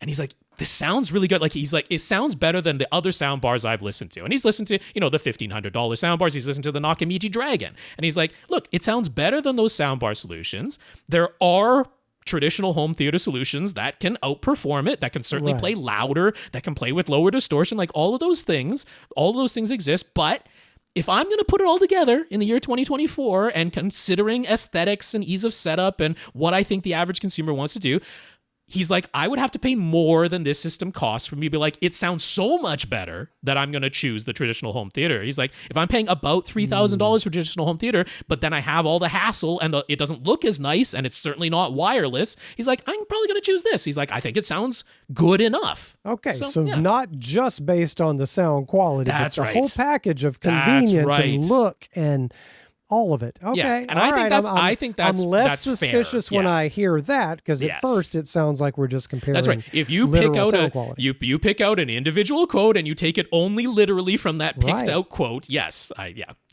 the issue. Gotcha. Andrew went on to describe several ways in which the SVS system is more capable, but quote, between the goalposts and at volumes with peaks hitting between 90 to maybe 95 decibels in the room, the Sonos Arc Ultra surround sound system left me wanting absolutely nothing. So that's a fair approach. That's right. But I mean, you can right get more there, powerful, he's like, you can get better, but that's right. He's like, look, it's not hitting 105 dB cinema reference volume, Right, but sure. he's like, most people don't listen that loud. Most people, like, even 90 to 95 is probably louder than they might want to. So he's like, yeah, that's what you gotta take the holistic thing that he's trying to convey into consideration. And I don't have a problem with Andrew doing that. Okay, fair enough. Ryan also heard Andrew say that the Era 300s, acting as surrounds and upward-firing rear Dolby Atmos speakers, did a better job at creating a better soundstage than a pair of in-ceiling overhead Klipsch speakers. The actual quote. What was even more surprising was that the Era 300s did a better job at creating a larger and just more spacious surround sound soundstage than our overhead Klipsch in-ceiling speakers. Using the Era 300s with the Ultra did a fantastic job placing sounds overhead and far out to the sides. And you know what? I mean, this is what Dolby argued from the beginning. From the beginning, Dolby argued that the upward firing or even the virtualization, they're like in the correct setup, done properly, they've argued that that can sound as good or superior to, actual in-ceiling speakers. Now, most of us don't agree with them. Most of us say that the actual in-ceiling speakers sound better. But like, look, this is Andrew's particular room, which is quite large, and it is not like a completely dedicated home theater space. It looks like a very nice living room that is acoustically treated, but it's quite a large space in that. So it's like, the Klipsch speakers, they're kind of like directional, right? You can tell that they're up there. So if you're just talking about what is enveloping, what sounds wide and spacious and doesn't draw your attention away from the front of the screen, but still gives you the sense that sounds are around you and behind you and overhead, he's like, it was surprisingly enveloping, and it's like, okay, that sounds reasonable to me. Okay. Yeah, again, I think it's all focusing around if you don't want to destroy the look of your living room. That's right. This is a good deal. If you don't need this to be the perfect, most powerful thing, okay, fine. Ryan heard Andrew say the Sonos sub is on a par with SVS 3000 Micro. The actual quote regarding the new Sonos Sub 4, it has a smoother roll-off as you reach its limits, which in our room proved to be around 25 hertz at volumes between 75 and 80 dB, which, for comparison's sake, that's more or less on par with SVS's $700 small and super stylish Micro 3000. So again, it's like, it's kind of a little bit fuzzy language, more or less on par. More or less, you go by the CEA 2010 measurements, and the Micro 3000 for $100 less still slightly outperforms, the Sonos Sub 4. But he's like these are kind of comparable, right? They're not a miles away in price. They're not miles away in size. They're not miles away in performance. Okay, that's reasonable to me. Again, it's like, if you took it strictly literally, you're like, oh, there's some contention here. But I'm like, nah, he's like a little bit fuzzy, a little bit vague. But he's like, these are kind of comparable, and they're kind of comparable. Yeah. Okay, fair enough. Ryan's final takeaway from Andrew was that unless you have at least $5,000 for a traditional system, Andrew doesn't think you can beat a Sonos Arc Ultra Plus Era 300s plus dual Sonos subs. One more actual quote. Unless you have the space and the funds to invest close to, I'm going to say $5,000 for a traditional home theater system, I don't think you can outright beat what Sonos has brought to the market here. Okay, I get what he's getting at. Yeah. I feel like you might have to prove to me that you couldn't spend more like $3,000 or $4,000. Right. But okay, so he's just saying it takes a very good traditional home theater system to do better than what he's hearing on the Sonos generally. And he just kind of picked a figure, right? I'm going to say $5,000, right? And that's the way that he said it in the video. So it's not like he's like, I have calculated this and I have scored it and I have ranked it and it requires $5,000 to outperform the 3100. Like, no, it's not that type of review. That's not what he's doing. He's like, what's the general feel of this thing? Is it good or bad? He's like, it's good. It costs a lot. It costs more than most other soundbars, but he thinks it sounds better than most other soundbars once you put the whole system together. I'm like, I'm willing to believe that because I'm not that big of a fan of most other soundbars. And he's like, it looks better. It's easier to set up. I'm like, yeah, I believe that, right? There's like, if you took a $3,000, or 9-channel traditional home theater, so it's not going to be wireless. The speakers aren't going to be as pretty. It's going to be more hassle to send up. You take all that into consideration. Like, in order for it to sound so much better, then I'm going to be like, I clearly want the traditional system. He's like, I think I'd have to spend more. And I'm like, okay, you can quibble about that, but I don't think he's way out to lunch on any of it. Nah, maybe not. I feel like I feel like, but that's all I've got is feeling because I'm not sitting there listening to the Sonos system. Feels like you can spend a little less than $5, but what do I know? But that's what I mean. He's picking that number out, right? He's like, right? I think you have to pay more for me to be like, oh, this is so much better. I want it instead. That's all he's saying. Yeah. So to overcome the niceness of the system generally, that's what he's talking about. Yeah. So moving on Ryan's 77-inch LG B4 OLED TV, there's a setting called Super Resolution. What's that? Just a gimmick? Should it be on or off? Yeah, it should be resolution. It should be off. It's not exactly just edge enhancement. It does have a whole bunch of their AI, machine learning, all kind of stuff for taking the signal and sharpening up the edges a bit. That's what it's really about. So it's like it's better than just bog standard edge enhancement. But turn it off if you want accurate signal. If you want pixel for pixel, then turn off the super resolution. Right on. Also, in the B4 OLED settings, there's something called Real Cinema.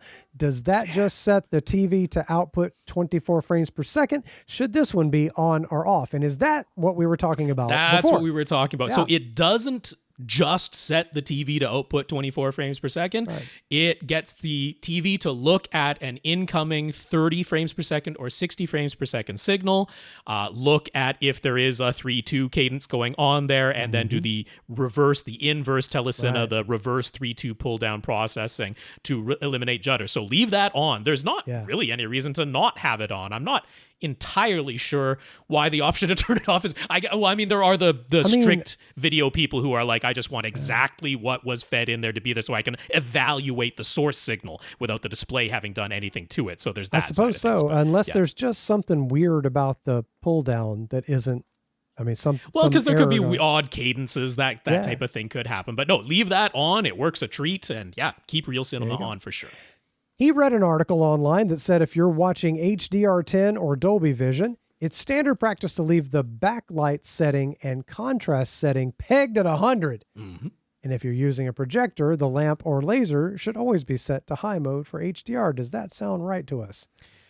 In a broadly general sense, yes. Generally, there's very few TVs where once it goes into HDR display mode that it doesn't by default automatically set the backlight and the contrast setting to 100. There used to be some older ones that gave you some headroom on Dolby Vision, which I kind of liked. That you used to be able to actually boost up the light output on Dolby Vision for those cases where you're not watching in a pitch black room. But it's really, really rare these days to find anything where those aren't by default set to 100, and that is correct. That backlight and that contrast setting should be pegged at 100 if by default that's where they go.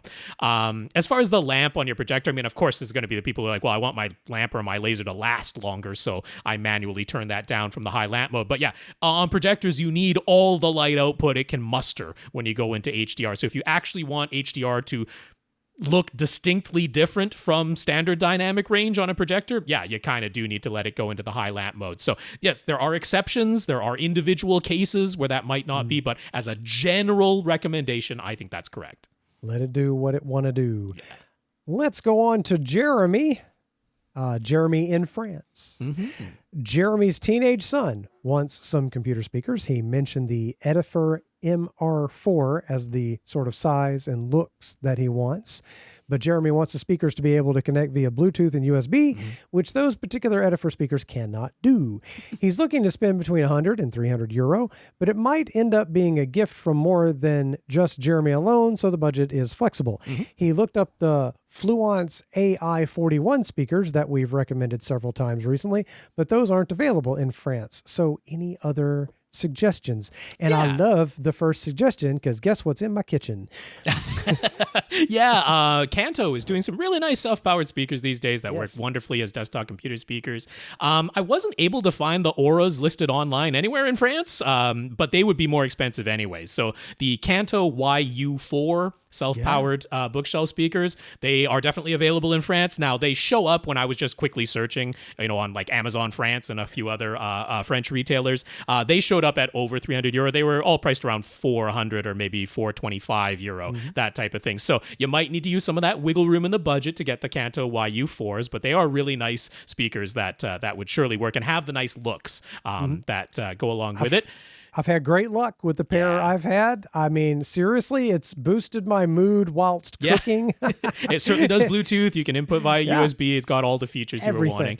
If you really, really want to stick to that budget that you mentioned, Audio Engine, they are available in France. The A2 Plus model would work really nicely. It would fit your budget. But yeah, that's a smaller driver that's in those, smaller woofer in those. So for desktop computer speakers, I normally find those fine. But if you aren't going to match them with a subwoofer at all, they are a little bit bass shy, but they're nice and compact. They have all the features connection-wise that you want, good sound quality, and they fit your budget. So one of those options should work really nicely. Right. By the way, I think one thing I want to do is get on accessories for less and find like a cheap Yamaha sub for about $130 and add that to those Kanto speakers in the kitchen, because there's a spot where I could fit a small sub next to where those speakers are and it wouldn't look too bad. And I'm like, that'd be kind of fun. Let's bump it up to the next level. Monoprice has some good options for small, affordable subs that play nicely. Yeah, I might have to look at that because, the Kantos, I have them at like a +3 on the bass and +3 or 4 on the treble to give it a little boom sparkle. But so I'm thinking, what if I put a subwoofer in the kitchen? That's right. Anyway, Jeremy's wife wants a turntable. He'd like to be something that can connect to their Denon X3700H receiver, but also connect to Bluetooth speakers as well. She'd like it to be reasonably convenient to use, not overly complicated. And again, he'd like the budget to be around €300. Any suggestions? It's going to be an Audio-Technica. It sure is. Do I have the unit for you? Well, exactly what he described. It really is. So they've updated a little bit. They used to have their AT-LP 60 series. They have now updated it to the AT-LP, you'll never guess this, 70 series. So the AT-LP 70X BT is the one that does have Bluetooth output. So there is the version that has Bluetooth output. €250, so comes within the budget you specified. Available with a black plinth or a white plinth, so even looks-wise, you have your choice there, same price. And in addition to the Bluetooth output, it does have just the regular RCA outputs on the back, plus a ground pin, as you'd normally find on most turntables. Your Denon X3700H has a dedicated phono input with a ground pin.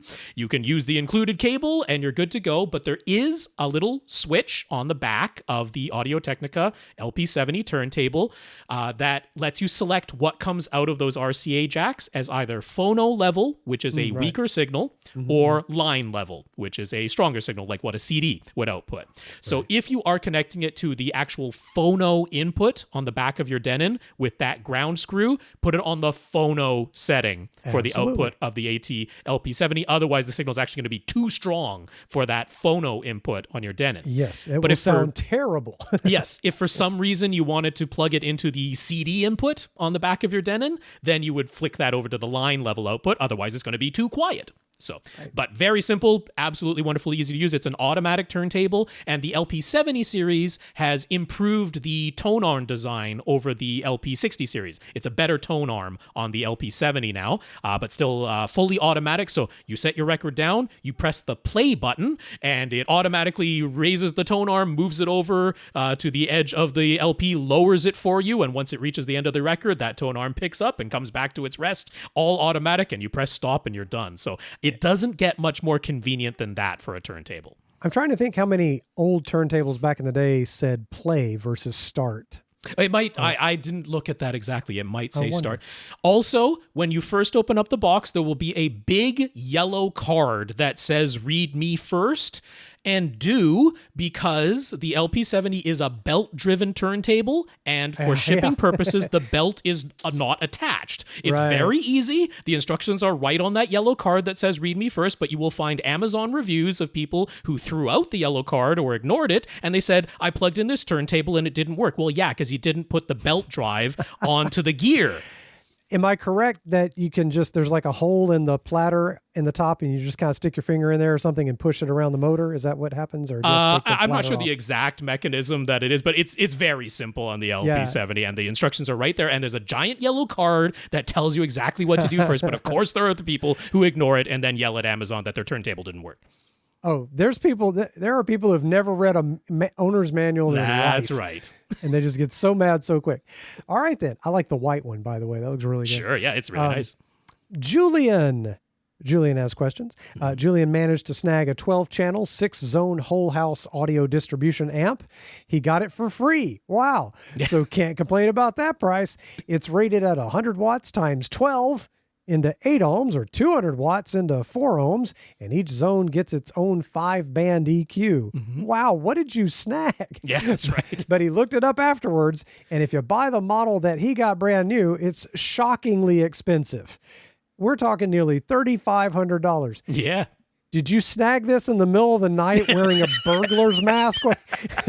How did you snag ski mask over your head? He said he was working on a project, and the house he was working in, the person didn't want it anymore, and they gave it to him for free. So wow, rich people are hilarious. With potentially so many speaker channels in an Atmos setup these days, what are our thoughts on using distribution amps like this one to power a bunch of those speakers? I mean, if it's a good amp, I reckon that works. Oh, yeah. Functionally, it's totally fine. Sure. It usually just is a matter of price that you can get something like, 2 5-channel amplifiers or one of the 11-channel amplifiers or something like that, because the distribution amps are targeted at the Cedia crowd, at the home installation crowd, and there's a big old profit margin built into those things. So it's really all about price, but functionality-wise, there's absolutely no reason. On the back of this thing, you have individual RCA preamp inputs for each of those 12 channels. So you can absolutely use the individual pre-outs, feed those channels one at a time. They, of course, have the other left and right RCA inputs that can be shared across all of those to do a whole house audio distribution thing, but it's got the individual RCA inputs. There's no reason you can't use this as just 12 separate amplifiers. So yeah, functionally works totally fine. It's usually just a matter of it's not the most economical choice. That's all. Right, but so he just needs a preamp or a receiver or something that has line level outputs for every channel. That's it. You just need pre-outs. For the price you got it at, no reason not to Zero. use it. Yeah, man. That's amazing. I've seen things like that happen where rich folks are just like, you want that? That's right. And I mean, honestly, if you are rich folks, that's how you should be. Yeah, no, they'd rather just have it out of the house than deal with anything else. So yeah, sure. Means. That's kind of cool. Nick has questions. Nick is still using the first generation Apple TV 4K. It's starting to feel a bit sluggish. And about once a week when he goes to open an app, it'll just spin the loading wheel on screen and never actually play. He's always just rebooted it when it does that, and it's always worked fine for about another week after that. Yep. But since there's a new Apple TV 4K model rumored to be coming out in 2025 that we talked about earlier, what do we think he should do? Is the new one going to come out within 6 months, do we think? Because he'll just tough it out if that's the case. But would it maybe make sense to buy the current Apple TV 4K hardware, or should he wait for the rumored model in 2025 no matter what? Look, I wouldn't want to put up with that much restarting. Yeah. Well, I'd be sick of that by now. First of all, this is something I've mentioned on the podcast before, but this is quite common with the Apple TV 4K, because when you close an app that you were just using and go over to a different app, just like your phone, it's still running in the background. So just like your phone, you can bring up the system tray like you do on an iPhone or an iPad. On those, it's a swipe up from the bottom, but then you can see all the apps that you've opened in the past and have closed, but they're still there in the background, eating up your RAM. So you can do the same thing on Apple TV 4K. You just double click the home button and that brings up your system tray, and then you can go through all of those background apps and you double click the up button, which is the same as swiping up on your phone to close those apps in the background. So that tends to be the thing that you don't have to reboot. You just actually fully close all the apps that were running in the background, and that prevents the spinning wheel from going on. So it may be the case that he just needs to uninstall some apps. Well, no, just that after you finished using them, that you double-click the home button and actually close them. Just don't have them still running in the background, unbeknownst to you. And am I correct that Apple devices don't have a close all button? They don't have a close all button. It's one at a time, double click up, double click up, double click up. So that's the way it goes. But yeah, you can do that without having to fully reboot. It's just like your phone, right? Sometimes you just close those background apps and that gets things running again. But yeah. What should you do? I don't know when this thing is coming out. The Apple TV 4Ks have not always come out at the same time of year, all the previous generations. Right. They've come out at all different times. I do sort of believe that Bloomberg report that there will be a new one in 2025. That doesn't seem out of the question whatsoever. So, I mean, I'm kind of like I say, I don't expect it to be functionally that different from the current one at all. So I don't think there's a bad decision here, to be honest. Right. If you want to just stick with what you've got and then just wait for the very, very newest, I think you'll be happy doing that. I think if you bought the current Apple TV 4K right now, I think you'd be perfectly happy with that because I don't feel like you're going to be missing out on something crucial in the new 2025 version if and when it comes out. So I don't think there's a bad choice here. It's not like they go on crazy huge discounts when the new one comes out because Apple just doesn't do that. There's maybe going to be a small discount, but they don't do big discounts at all. So yeah, I kind of feel like if this is bugging you at all, maybe just go get one. I'm thinking so. Yeah. Listen, my wife and I have this phrase called "you can't wait on somebody to back out of a parking space." Right. So when you're you're looking for a parking space and you see somebody walk out of the store and they get in their car and you see the brake lights come on and you're pretty sure they cranked it. And then they sit there for another 15 minutes living their lives. What are they doing in their car with their car running? And so you can't wait on somebody to back out of a parking space. But it applies to all kinds of things that are coming that don't have an exact moment when they're coming. That rumored model is not here yet. The one that is out there right now is great and it is here for sure. And available to buy. Yeah. I like things that are available and I don't have to wait on somebody to dig through their purse or and of whatever course, they're doing. Famous last words, I could be proven wrong, but I'm really not expecting some kind of giant functional difference. Right. I doubt it. Let's move on here to Daniel and his questions. Daniel got a kick out of DIY Perks DIY surround sound using lasers video on YouTube. He replaced the red LEDs in some analog to optical toslink converters to red lasers and then added some diffuser covers on some toslink to analog receivers to demonstrate that you could send lossless, latency-free audio signals using rapid pulses of visible light rather than any of our traditional wireless audio signals that might be susceptible to RF interference or require lossy data compression or add latency. But he didn't stop at a mere proof of concept. He went on to 3D print his own speaker enclosures and made his own self-powered speakers with fully active crossovers, transmission line base ports, and his DIY Toslink receivers built right in. Yup. Man. And in his respect, in his center speaker, he included 4 Toslink transmitting lasers aimed straight up at the ceiling. The audio signal was decoded into separate analog channels and fed into the center, which then converted the front, left, and right and surround channels into Toslink and shot those out as red lasers up to the ceiling. He then used small, aimable mirrors to send the laser signals to each of his other speakers, creating latency-free, interference-free, wireless audio signals. This sounds like an amazing disco. And it all worked. And for a rather low price, just in terms of parts. I guess I need to go watch this video. So Daniel thought it could make for a fun discussion. How do we think it compares to radio frequency transmitters and the like? Obviously, it requires line of sight for the lasers. But given how inexpensive the components were, could it be a legitimate alternative? And what do we think about his DIY 3D printed speaker enclosures? Look, first of all, again, respect to that level of DIY. Yes. That's amazing. I don't know that it's that much better. I don't know how. I don't think the interference problem is as bad as you might think to go through all this trouble. What he did was really cool, though. It was really cool. It's really a fun video. And honestly, like he so downplays how much work had to go into this video. Yeah. He so downplays. He's like, and then all I had to do was 3D print all these parts and I designed them so that it could work on almost any size of 3D printer and I assembled it and it came out nicely. And then, I puttied in all the gaps and I sanded it down and I finished it myself and I filled it in with sound damping, finish inside of the frames because these are plastic enclosures and I didn't want that. And I researched what I needed in terms of the length of the transmission lines and I designed my own transmission line. I put all that together and here it is. And it was like, that was weeks, if not months of work that he did. And he's like totally downplayed how much work went into this thing. All I did, yeah. It was just, and he was like, I needed this extra part, so I just 3D printed it. It was super easy. And I'm like, no, you had to design the darn thing. It was so much work. Yeah. But yes, it was very impressive. He actually, like, listening to the way he was speaking about audio and how the design of those speakers and the transmissions line and everything works, like he knew his stuff. He was not off the mark in terms of any of that speaker design type of thing.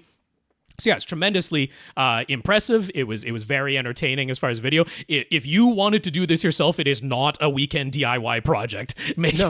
No way. This is a big project. Like ordering an airplane kit. That's right. In terms of the laser transmission, it's like, well, yeah, it's line of sight, and you've got this quite small receiving area. So it's like if anyone moves those speakers slightly to vacuum where they're standing on the floor, or a dog bumps into them momentarily. Like anything like that. I mean, I guess there's things you could do to create kind of like a funneled mirror system to make sure the laser has a larger target to aim at, but like it would take very, very, very little to move this out of alignment and interrupt your audio signal. Right. So realistically speaking, this was a very fun YouTube video, but I don't think it's a practical solution. And also he was doing digital to analog to digital to analog to digital conversion. So to call that lossless is not strictly true.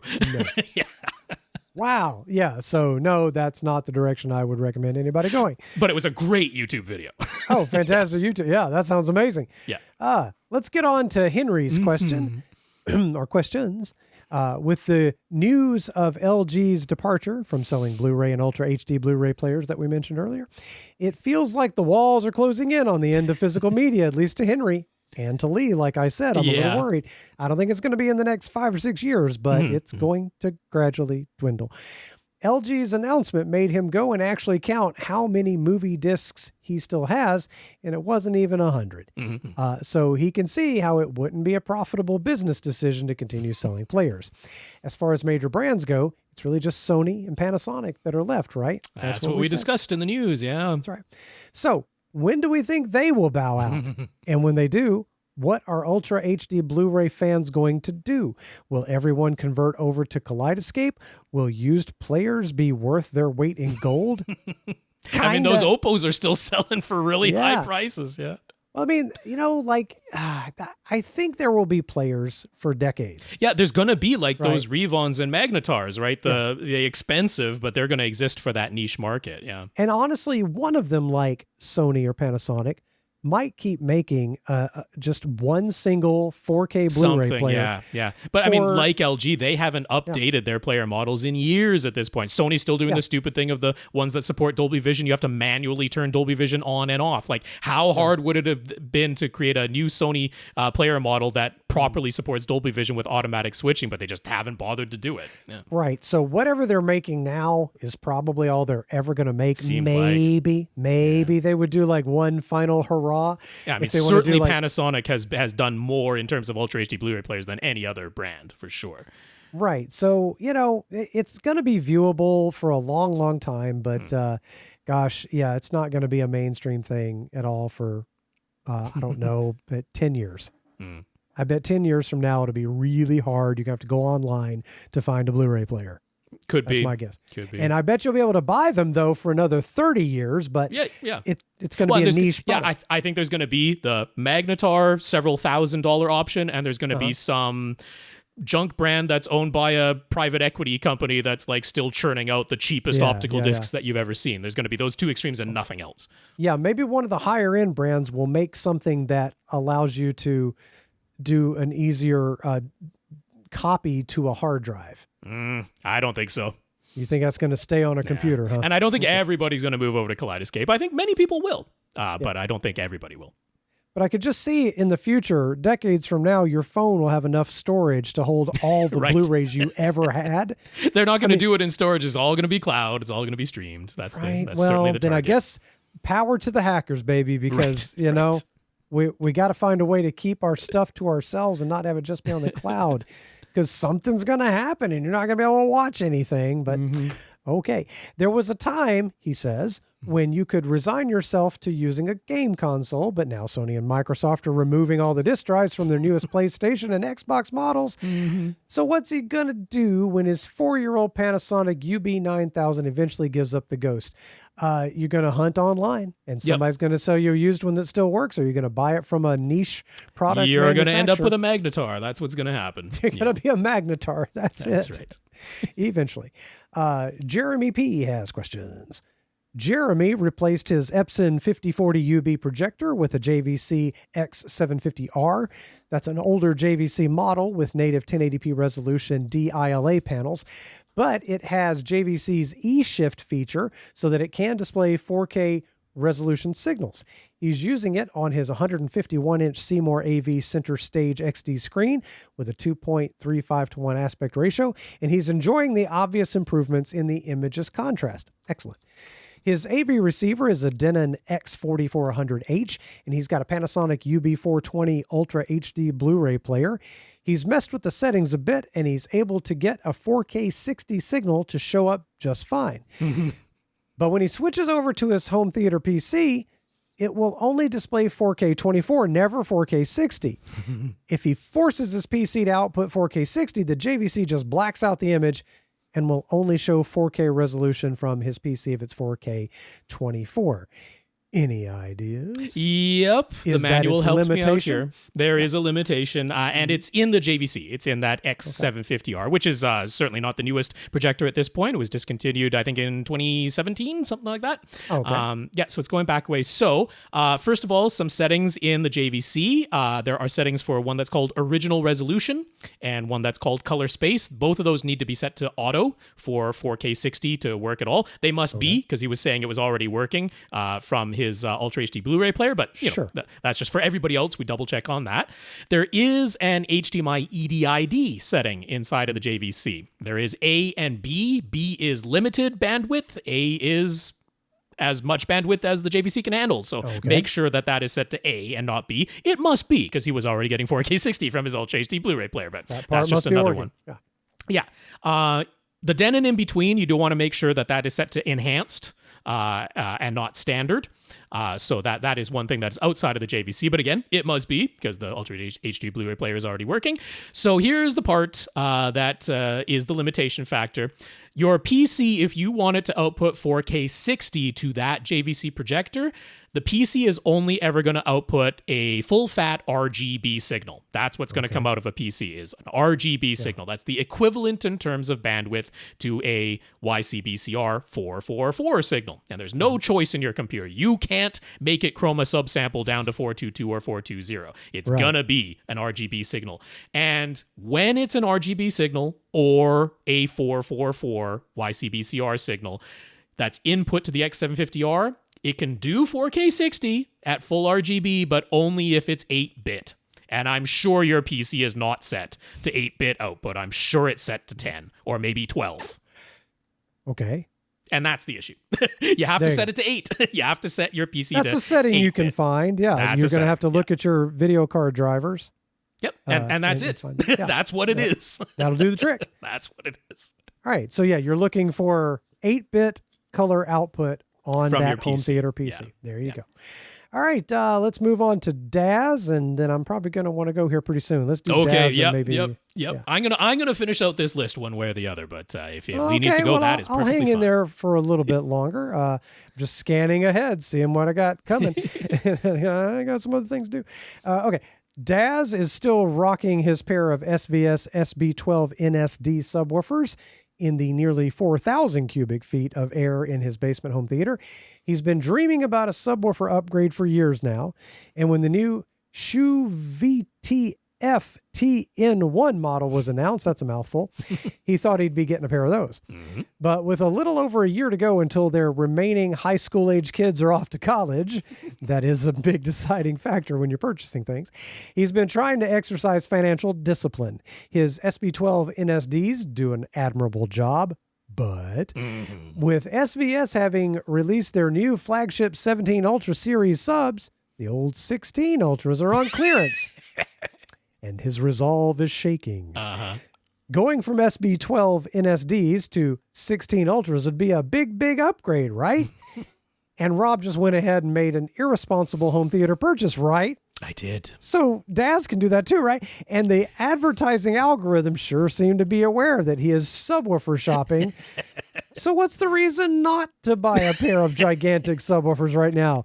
Please, Rob, let's help Dazz justify what he really wants to do. This is an absolute case of do as I say, not as I do. I mean, this is why I didn't want to even say that I had made the irresponsible purchase, because I have said right from the beginning it was horribly irresponsible. It's so much so that I'm embarrassed by it, and I don't even want to talk about it. But now it's just become a fun running gag of being a 2 hour plus club secret. So I'm never going to reveal. Well, one day I will, but yes.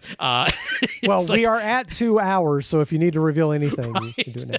Yeah, but this is this is do as I say, not as I do. No, you've got more important things than subwoofer upgrades right now. Hold strong. Try to hold to your discipline. Do not go into debt for a subwoofer upgrade. There will be fantastic subwoofers available at very nice prices whenever you decide to buy. So, that has to be my responsible advice to you. If you really do have the money on hand, it's not going to be any problem at all. Of course, you are going to notice the difference going from SB12 NSDs to 16 Ultras. That I can guarantee. In 4,000 cubic feet, you have reached the output limits of your old subs, and you will be able to hear a difference. This isn't going to be a case of my room is so small that I'm never touching the headroom that's available in those 16 Ultras. No. You'd notice a difference. You can justify it from the performance perspective, but only do it if there's no debt involved, if there's cash on hand. If there isn't, be disciplined. Don't be like Rob. I'm a bad example. That's why I said I was irresponsible, and I've never said anything else. I understand, man. I'm sort of the opposite, right? Like I start planning years in advance where I might want some speakers. Right. And then I have to think about it and touch them and think about it more, We'll get there though.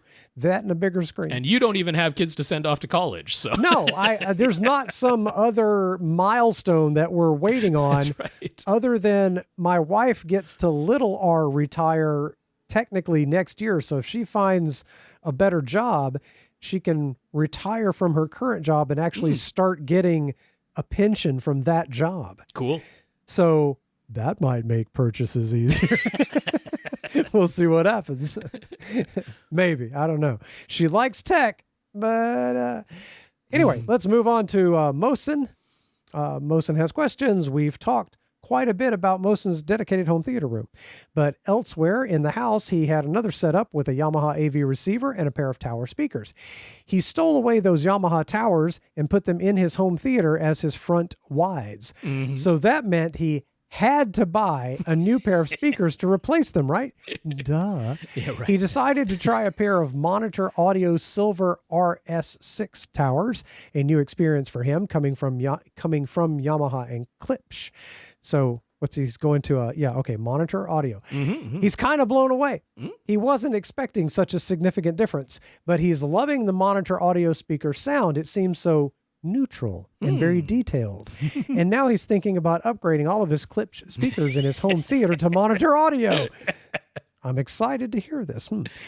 But that potential upgrade aside, what is it with everyone like asking us now, should I buy? Should I buy Mohsen, this I'm not worried about. He is not going to listen to any sort of advice that we give on not buying something. So if he's going to do it, and look, I will just say for my part, I got no beef with you choosing Monitor Audio. I'm not going to have any, if that's what you like, if they float your boat, that's A-okay by me. They are really nice speakers. Absolutely. Yeah. But that potential upgrade aside, in this stereo setup, he built a rack to hold his Yamaha receiver and other gear, but he doesn't love the way he can still see cables and wires all over the place. Mm-hmm. So aside from making some holes in the walls and trying to make everything an in-wall situation, do we have any suggestions for simply tidying up the mess of cables and wires? They don't all need to literally be invisible, just not messy. Mm-hmm. Yeah, there's all kinds of little clips and tubes and fun things you can buy depending on the look you're looking for. Yeah, one thing that I like to do is just get some very simple, not very expensive, right off of Amazon coat hooks that you would mount onto the wall. Yeah, and those work a treat. Like in your case, since it's right next to a wall, you could put those on the wall, or it looks like you could mount those to the back of the shelves that you created there. Because this will not make your wires invisible. But what it does is, like, what bothers our eye are non-parallel, non-square lines. That's what bothers our eye. So if you're able to collect up your wires and have them all drape nicely over some set of parallel hooks so that all the lines are parallel and all the lines are square, you can see the wires, but it's more visually pleasing. So that's one solution that I like to throw out there, because it's very cheap and it's very easy. And if you still want to access your wires, you absolutely can. And yeah. You could also get a couple of, just tubes of some sort, whether plastic or metal, and drill fat holes and fish it down in there, and it'll visually match. I've never been a huge fan of the plastic cable raceways, that you sort of stick to your wall and put down there, because I'm like, it kind of looks just like a cable. I'd almost rather just have a cable. But I want the cables to be, straight and parallel and square, and the hooks can do that for you. Good old hooks, yeah. Think outside the wire loom, if you will. Let's see what Will has to ask. Okay. It seems like ultra short throw projectors are growing in popularity. Okay. If he is looking for a projector in the $3,000 to $4,000 price range, could we compare and contrast the pros and cons of an ultra short throw projector versus a standard throw model? So what if he actually does have full light control and can make the room pitch black? Would it ever make sense to use an ultra short throw projector in those conditions? Yeah, so performance... Is it still the case that a standard throw model is sort of better if you can do it, right? If you can, you should go that route. Yep, that's where I still land. I mean, that is very much taking into consideration the ambient light situation in your room. If you have a fully blacked out room, pitch black room, then in terms of black level, in terms of contrast, in terms of things like being able to have lens memories so that you can switch between different aspect ratios if you want to have masking on your screen, those types of things. In terms of HDR performance, like, that's all still better with a traditional throw projector in a blacked out room. That's the gigantic caveat to all this. And in this price range, it really would still be the Epson 5050 UB. That's almost the only game in town. You could maybe look at JVC's DLP projector model that falls into that price range. That's a quite nice unit as well, but I would probably still go with the Epson 5050 UB. It's got all of those motorized lens and lens memory features and great HDR performance and all that type of stuff in that price range. So the pro and con, I mean, the ultra short throw projector, it just gives you the situation of, if I can't ceiling mount my projector or have a clear line of sight from the back of my room to the front of my room. So that's a physical limitation where it would just make so much more sense for my projector to live at the front of my room right below my screen. Even in a fully blacked out room, if you've got all kinds of physical limitations, that might be a reason to go ultra short throw in a blacked out room. But performance wise, the black level is not going to be as deep. The contrast isn't going to be as high. It's going to be plenty bright, but you're not going to have the black levels in contrast, and you're not going to have the lens memory features and those types of things. So clearly the popularity of ultra short throw projectors is all about lots of people don't want to create a blacked out room. They don't want to, like, let alone making it a true bat cave where you've painted the ceiling black and put black velvet on all of your walls. Like, they just don't want to completely turn out all the lights. They want to have a little bit of ambient light still on. So as soon as you do that, the traditional throw projector, that great black level, it goes away. It just rises to whatever the level of the ambient light is in your room. That great contrast, it goes away along with the black level. So when you're trying to overcome an ambient light situation, that's where the ultra short throws have an advantage. They are right up to the screen. You can get a specialized screen that's right for them, that reflects the light from that very steep angle from below, but rejects a lot of the other light that's coming from other angles. And that's the advantage there. So it's really all about the room and the setup. That's what determines what type of projector you should go for. So you're already addressing his remaining questions a little bit. Sure. Whenever he looks around online at ultra short throw projectors, he always sees them paired up with ambient light rejecting screens. But is that actually a requirement? Like, if your room is pitch black, like you just mentioned, is an ALR screen still a necessity for an ultra short throw projector, or could you just use a regular white projection screen from Silver Ticket?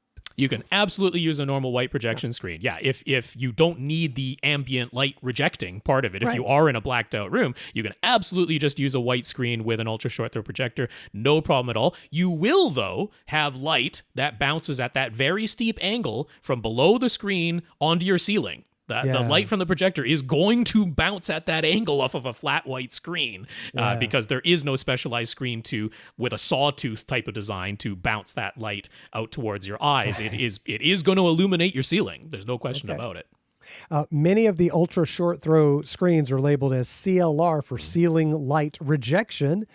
Is that just the same as ALR by another name, or is there something particularly special about CLR screens, and are they necessary? So there is a difference. The CLR are the sawtooth design type of ones. Yeah, okay. So you have to zoom in on it. It's not exactly microscopic, but you have to get really, really up close to see the actual sawtooth like physical design on those CLR screens. So it's got a flat top with a light absorbing layer on top of that flat part, and then the angled part is reflective. So the light comes up from that steep angle from the projector, hits that angled part, reflective part, and that then bounces out towards your eyes rather than just being a angle in equals angle out white screen up to the ceiling. But then the light that's coming from the ceiling from above, it hits the flat part on top of that sawtooth, which is light absorbing black material on there. So the really expensive ones, they have the carbon nanotubes across the top for maximum light absorption, and that's where a lot of the cost goes. The other ones will have some other kind of black material that just isn't quite as advanced and isn't quite as light absorbing. So I take it there's some perfect angle that you'd want that screen at. Maybe the top of the screen would be tilting in towards you or something. There must be some perfect angle coming from a short throw projector to one of those kinds of screens with the sawtooth. Well, I mean, it's more about the light coming up and then out to your eyes, right? So that's why you'll have, like Hisense sells their ultra short throw projectors with a screen bundled in. Epson sells it with a screen bundled in. So they've got those calculated for you in that type of design. But yeah, I mean, as you can imagine, if the light is coming from the side of the room, if the light is coming from the floor of the room for some reason and coming upward, like it's not going to reject all of that light. It's from the light that's coming from above. That's what hits that flat black layer on the top of the sawtooth. So other ambient light rejecting screens, like there are ambient light rejecting screens for traditional throw projectors. So they aren't going to be that type of sawtooth design. It wouldn't make any sense. They're going to be like a Fresnel lens type of design, or they're just going to be a dark gray underlayment with some kind of reflective coating. They might be retro reflective instead of angular reflective. There's all kinds of ways to make light bounce in ways other than just a pool ball off the side of a billiard, like a white screen does, just reflecting light in, angle in equals angle out in all directions. You can put all kinds of coatings, you can put lenses, you can put retroreflective on there, all types of things that you can do. But the ceiling light rejectant is that sawtooth design specifically. It sounds expensive. Let's move on here to Stefan. The final question for 2024. Woo! Really? Oh, wow. Yay, wee! Be sure in the YouTube video, add some special effects. I'm not going to do that. I don't have time to edit anything in this one. That was one of the reasons I came to you. Your audio is always good that I can just throw it in there and do no editing, and I'm ready to go. Okay, great. Stefan in the Netherlands. Stefan is considering getting a pretty beefy sealed subwoofer. The price for an SVS SB-3000 in the Netherlands is €1,700, but he could also get the REL HT 1510 for €1,850. On paper, the REL is a bigger box, almost twice as heavy, has a larger driver, 15-inch versus 13-inch in the SVS SB-3000, and has a 1,000-watt RMS amplifier versus the SVS 800-watt RMS amplifier. And yet, the REL is spec'd as being -6 dB at 20 hertz, while the SVS is spec'd to reach down to 18 hertz at -3 dB. So how is the little bit smaller, substantially lighter weight, smaller driver, lower wattage amp SB-3000 playing lower than the REL HT 1510? Are those frequency response specs really to be believed?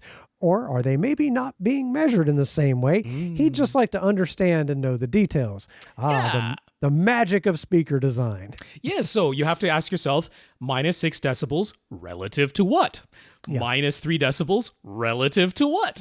So thankfully, Audioholics has measured and reviewed both of the subwoofers in question. So when they measured just the native output and extension of that REL HT 1510 subwoofer, they commented how REL talks about how they don't like to put a whole bunch of filters into their products. They try to leave it sort of unfiltered. They definitely don't have a DSP chip in there in the signal path the way SVS does. So they're like, if you just kind of look at the native response, they give you a choice of what would it be? Low pass filters, right? So this is like how steep do you want to roll off the upper end of the subwoofer's response to have it blend in to the low end of your speakers, right? So they give you a choice of there. That's an optional filter there. But the rest, they're like, this kind of just looks like the native response of the driver, right? There's not really much signal shaping going on here.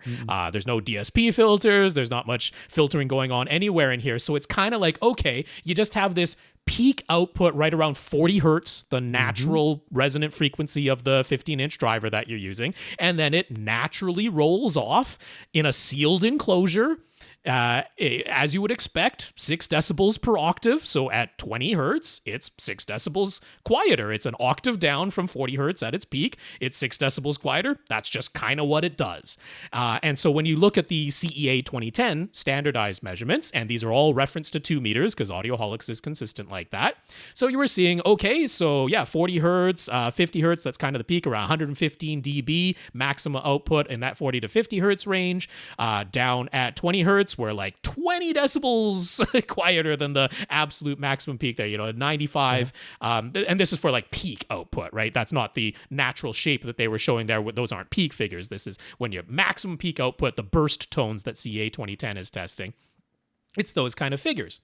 So if we look over then at the SVS SB-3000, well, here we see a whole bunch of signal shaping. They are using that DSP processing without question to create much more linear response. If you just took that driver and didn't have any filters applied to it, the response would not look like this. Right. They have actually, what they've done is tamped down the maximum peak output that would be happening in that 40 to 50 hertz range. They've lowered that so that it's a much more linear response to the signal. And therefore, okay, so at 20 hertz, it's like 3 decibels quieter than it is at 40 hertz in that type of shaping, but it's been shaped, right? Without that DSP processing, it wouldn't look like that. So that's why we have to ask, minus 6 dB relative to what? Minus 3 dB relative to what? If we look at the CEA 2010 burst measurements, it's like, well, it doesn't play as loud as the REL, slightly more powerful, slightly larger, bigger, heavier sealed subwoofer. It's all the things we would expect. Now, it's not crazy far off. Up at 6380 hertz, it's playing pretty much just as loud as the REL. But yeah, starting at 50 hertz, it's about equal. 40 hertz, it's a little bit quieter. Down at 20 hertz, it's 2 decibels quieter or so than the REL. So are they worlds apart? Not necessarily, but when we're talking, like if you get to a 3 decibel difference, that's half the power.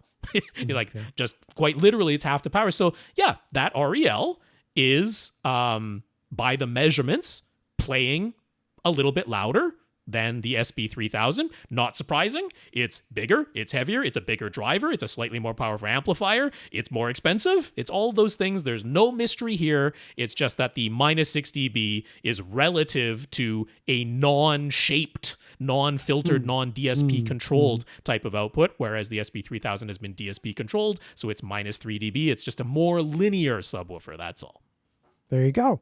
That is it. That is that 2024? Wow. That's 2024. Oh, we're well over 2 hours. Thank you, Lee, for sticking it out. But yes, I wanted to clear the slate. We're going to start fresh in 2025, right in January there. I didn't want to leave anybody hanging because we're not going to have a podcast episode next week. We're taking the holiday week off. So you've all been warned. That's going to be our 1 week off for the year, and that's the way it's going to go. So we might have a little bit of backlog of questions.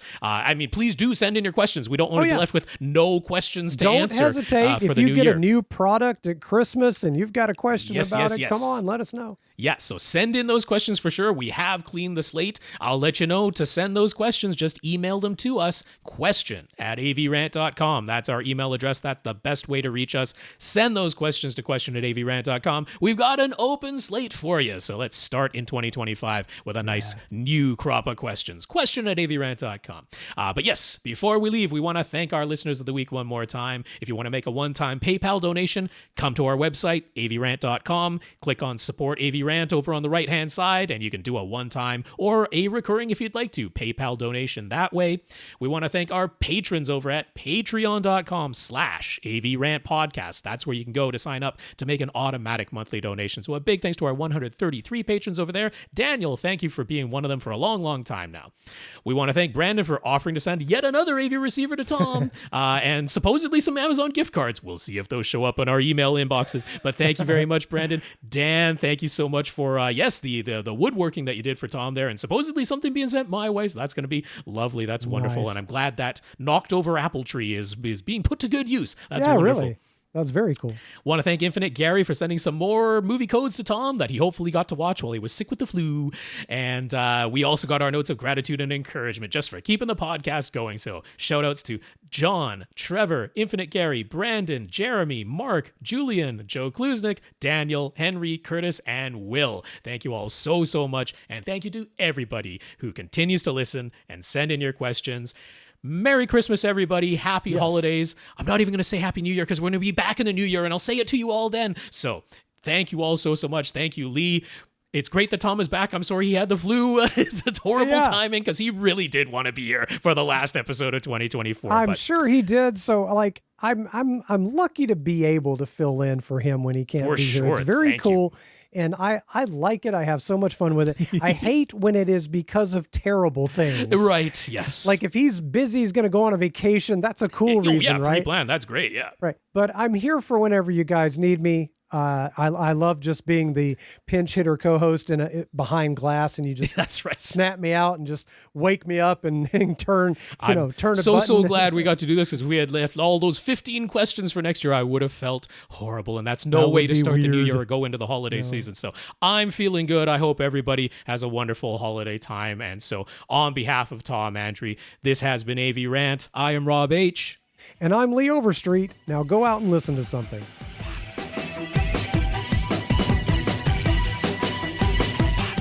Want your question answered? Send it to question@avrant.com.